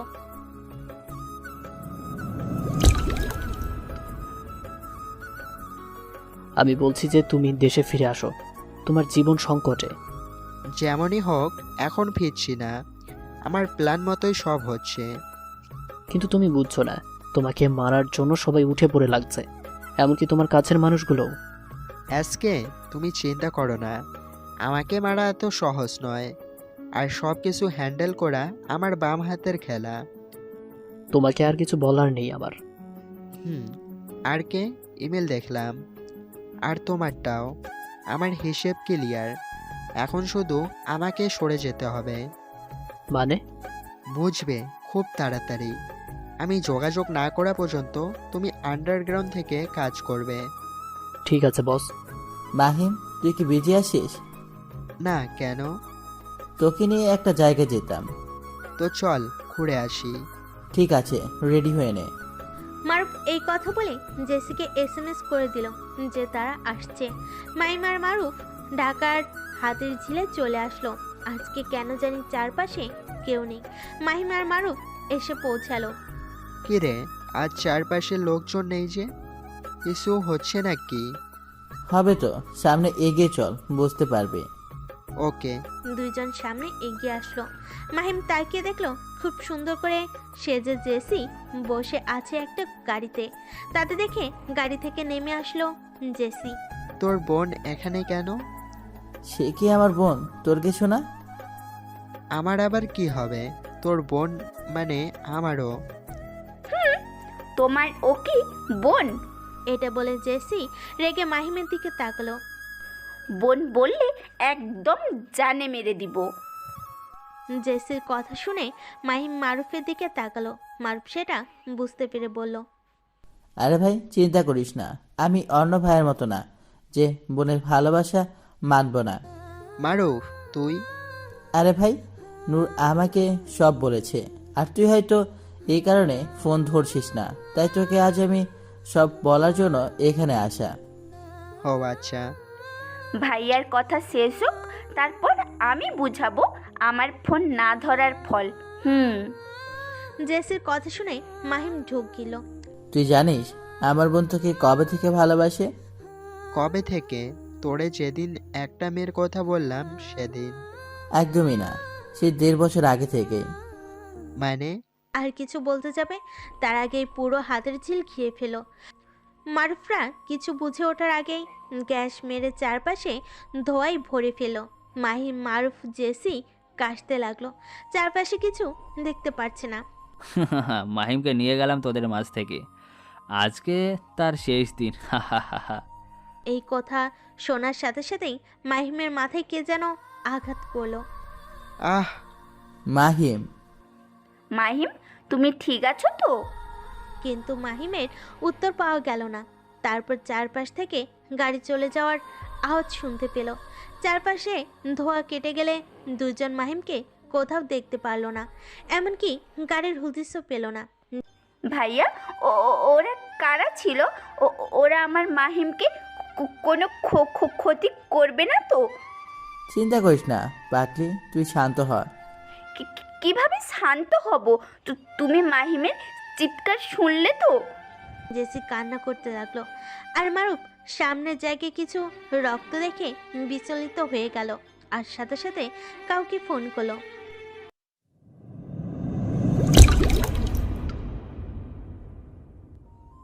রাত 3টে। লুকানহারা ব্রিজের উপর চারপাশ থেকে গাড়ি এসে ভরে গেল। গাড়ি থেকে মাহিমকে দুইজন বের করলো, মাথা ফেটে রক্ত বের হচ্ছে। মাহিমকে ছেড়ে ব্রিজের পাশে নিয়ে আসলো। আর একটি গাড়ি থেকে নিলয় আর রাফি বের হয়ে আসলো। ভাই, আপনারা আমাকে ধরে আনছেন কেন? মাহিম ধীর কণ্ঠে বলল। মাহিমের কথা শুনে দুজন হা হা করে হাসতে লাগলো। আর কত লুকিয়ে থাকবি প্রিন্স, তোর খেল খতম। নিলয়ের কথা শুনে মাহিম অবাক হয়ে চোখ তুলে তাকালো। তখনই তার সামনে চারজনের মরদেহ নিয়ে এসে ফেললো, যাতে দেখে মাহিম চিৎকার করলো। তোদের সাহস কি করে হলো ওদের মারা? হাহা প্রিন্স, তোর স্পেশাল বডিগার্ড, ওদের তো শেষ করে দিয়েছি, এবার তোর পালা। রাফির কথা শুনে মাহিম জোর করে সবাইকে মেরে তাদের দিকে এগিয়ে আসতে লাগলো। তখনই মাহিমের বাম বাহুতে একটা গুলি এসে লাগলো। মাহিম সিটকে দূরে পড়লো। রাফি গিয়ে মাহিমের কাছে আসলো। এটা তোর দেশ নয়, তা বাহাদুরি চলবে, এটা আমার দেশ। মাহিম কিছু বলল না, উঠে রাফিকে একটা কিক মারলো। রাফি দূরে এসে পড়লো। বাঘ যেখানে যাক না কেন, গর্জন তার পাল্টায় না। সেটা বেশি সময় থাকবে না। এটা বলে নিলয় পিছন থেকে বাড়ি মারলো মাহিমের মাথায়। সাথে সাথে মাহিম রাস্তায় পড়ে গেল। তোকে অনেক আগেই চিনে ফেলেছি, শুধু সময়ের অপেক্ষায় ছিলাম। রাফি এসে মাহিমের বুকে শাট করে কয়েকটা গুলি করলো, তারপর কয়েকটা পিক তুলে নিল। তোর কন্ট্রাক্ট নিয়েছিলাম মারার জন্য, সেটা সম্পূর্ণ করলাম। I am best contract killer Rafu. মাহিমের উঠে দাঁড়ানোর শক্তি নেই, কিন্তু কোনো কারণে তার মুখে হাসি লেগে আছে। নীলে গিয়ে মাহিমের কানের কাছে একটা ফোন ধরলো। প্রিন্স বাবা, উপরে তোর বোনের কাছে ভালো থাকিস। ফোনের কথাটি শুনে মাহিমের অবস্থা আরও খারাপ হয়ে গেল। নিজের কানকে বিশ্বাস করতে পারছে না যে তার মরার আগে এটা শুনবে। রাফিকে মাহিমকে মেরে নদীতে ফেলে দিল। রাফি আর নিলয় দুজনের উপর থেকে সেটা দেখে হাতে হাত মিলালো। রাফি নিজের কানে ফোন রাখলো, অন্যদিকে নিলয়ও। তোমার বাকি টাকা পেয়ে যাবে খুব শীঘ্রই, আর ওয়েল ডান কাজ তাড়াতাড়ি শেষ করার জন্য। আমার কাজটা আরও এগিয়ে দেওয়ার জন্য তোমাকে আমার পার্টনার করে নিলাম ডেভিল। খুব তাড়াতাড়ি তোমাকে আমার কাছে নিয়ে আসবো। আর এটা দেখে ফোনের ওপাশের ব্যক্তি হাসতে লাগলো। মাহিম নদীতে পড়তে পড়তে তার চোখের কোণা দিয়ে নোনা জল বেরিয়ে পড়লো। চোখের সামনে নিজের অতীত, নিজের বোনের মুখটা ভেসে উঠতে লাগলো। এত ভাবিস না ভাই, শেষ থেকে আবার শুরু হবে, তোর খেলা শুরু। মাহিম নদীতে পড়তে পড়তে কেউ একজন তার কানের কাছে কথাগুলো বলল। মনে হলো সেটা শুনে মাহিম মুচকি হেসে বলল, হ্যাঁ সিস্টার, তোর কথাই হবে, শেষ থেকে আবার শুরু, প্ল্যান সেট আপ। থাপাস করে নদীতে পড়ল। সাথে সাথে নদীর অতল গভীরে হারিয়ে গেল মাহিম। স্রোতে ভেসে কোথায় যাবে ঠিক নেই। ওপর থেকে রাফি নিলয় আর লুকিয়ে থাকা অপরিচিত লোকটি সেখান থেকে চলে গেল। কে ছিল সেটা অজানা।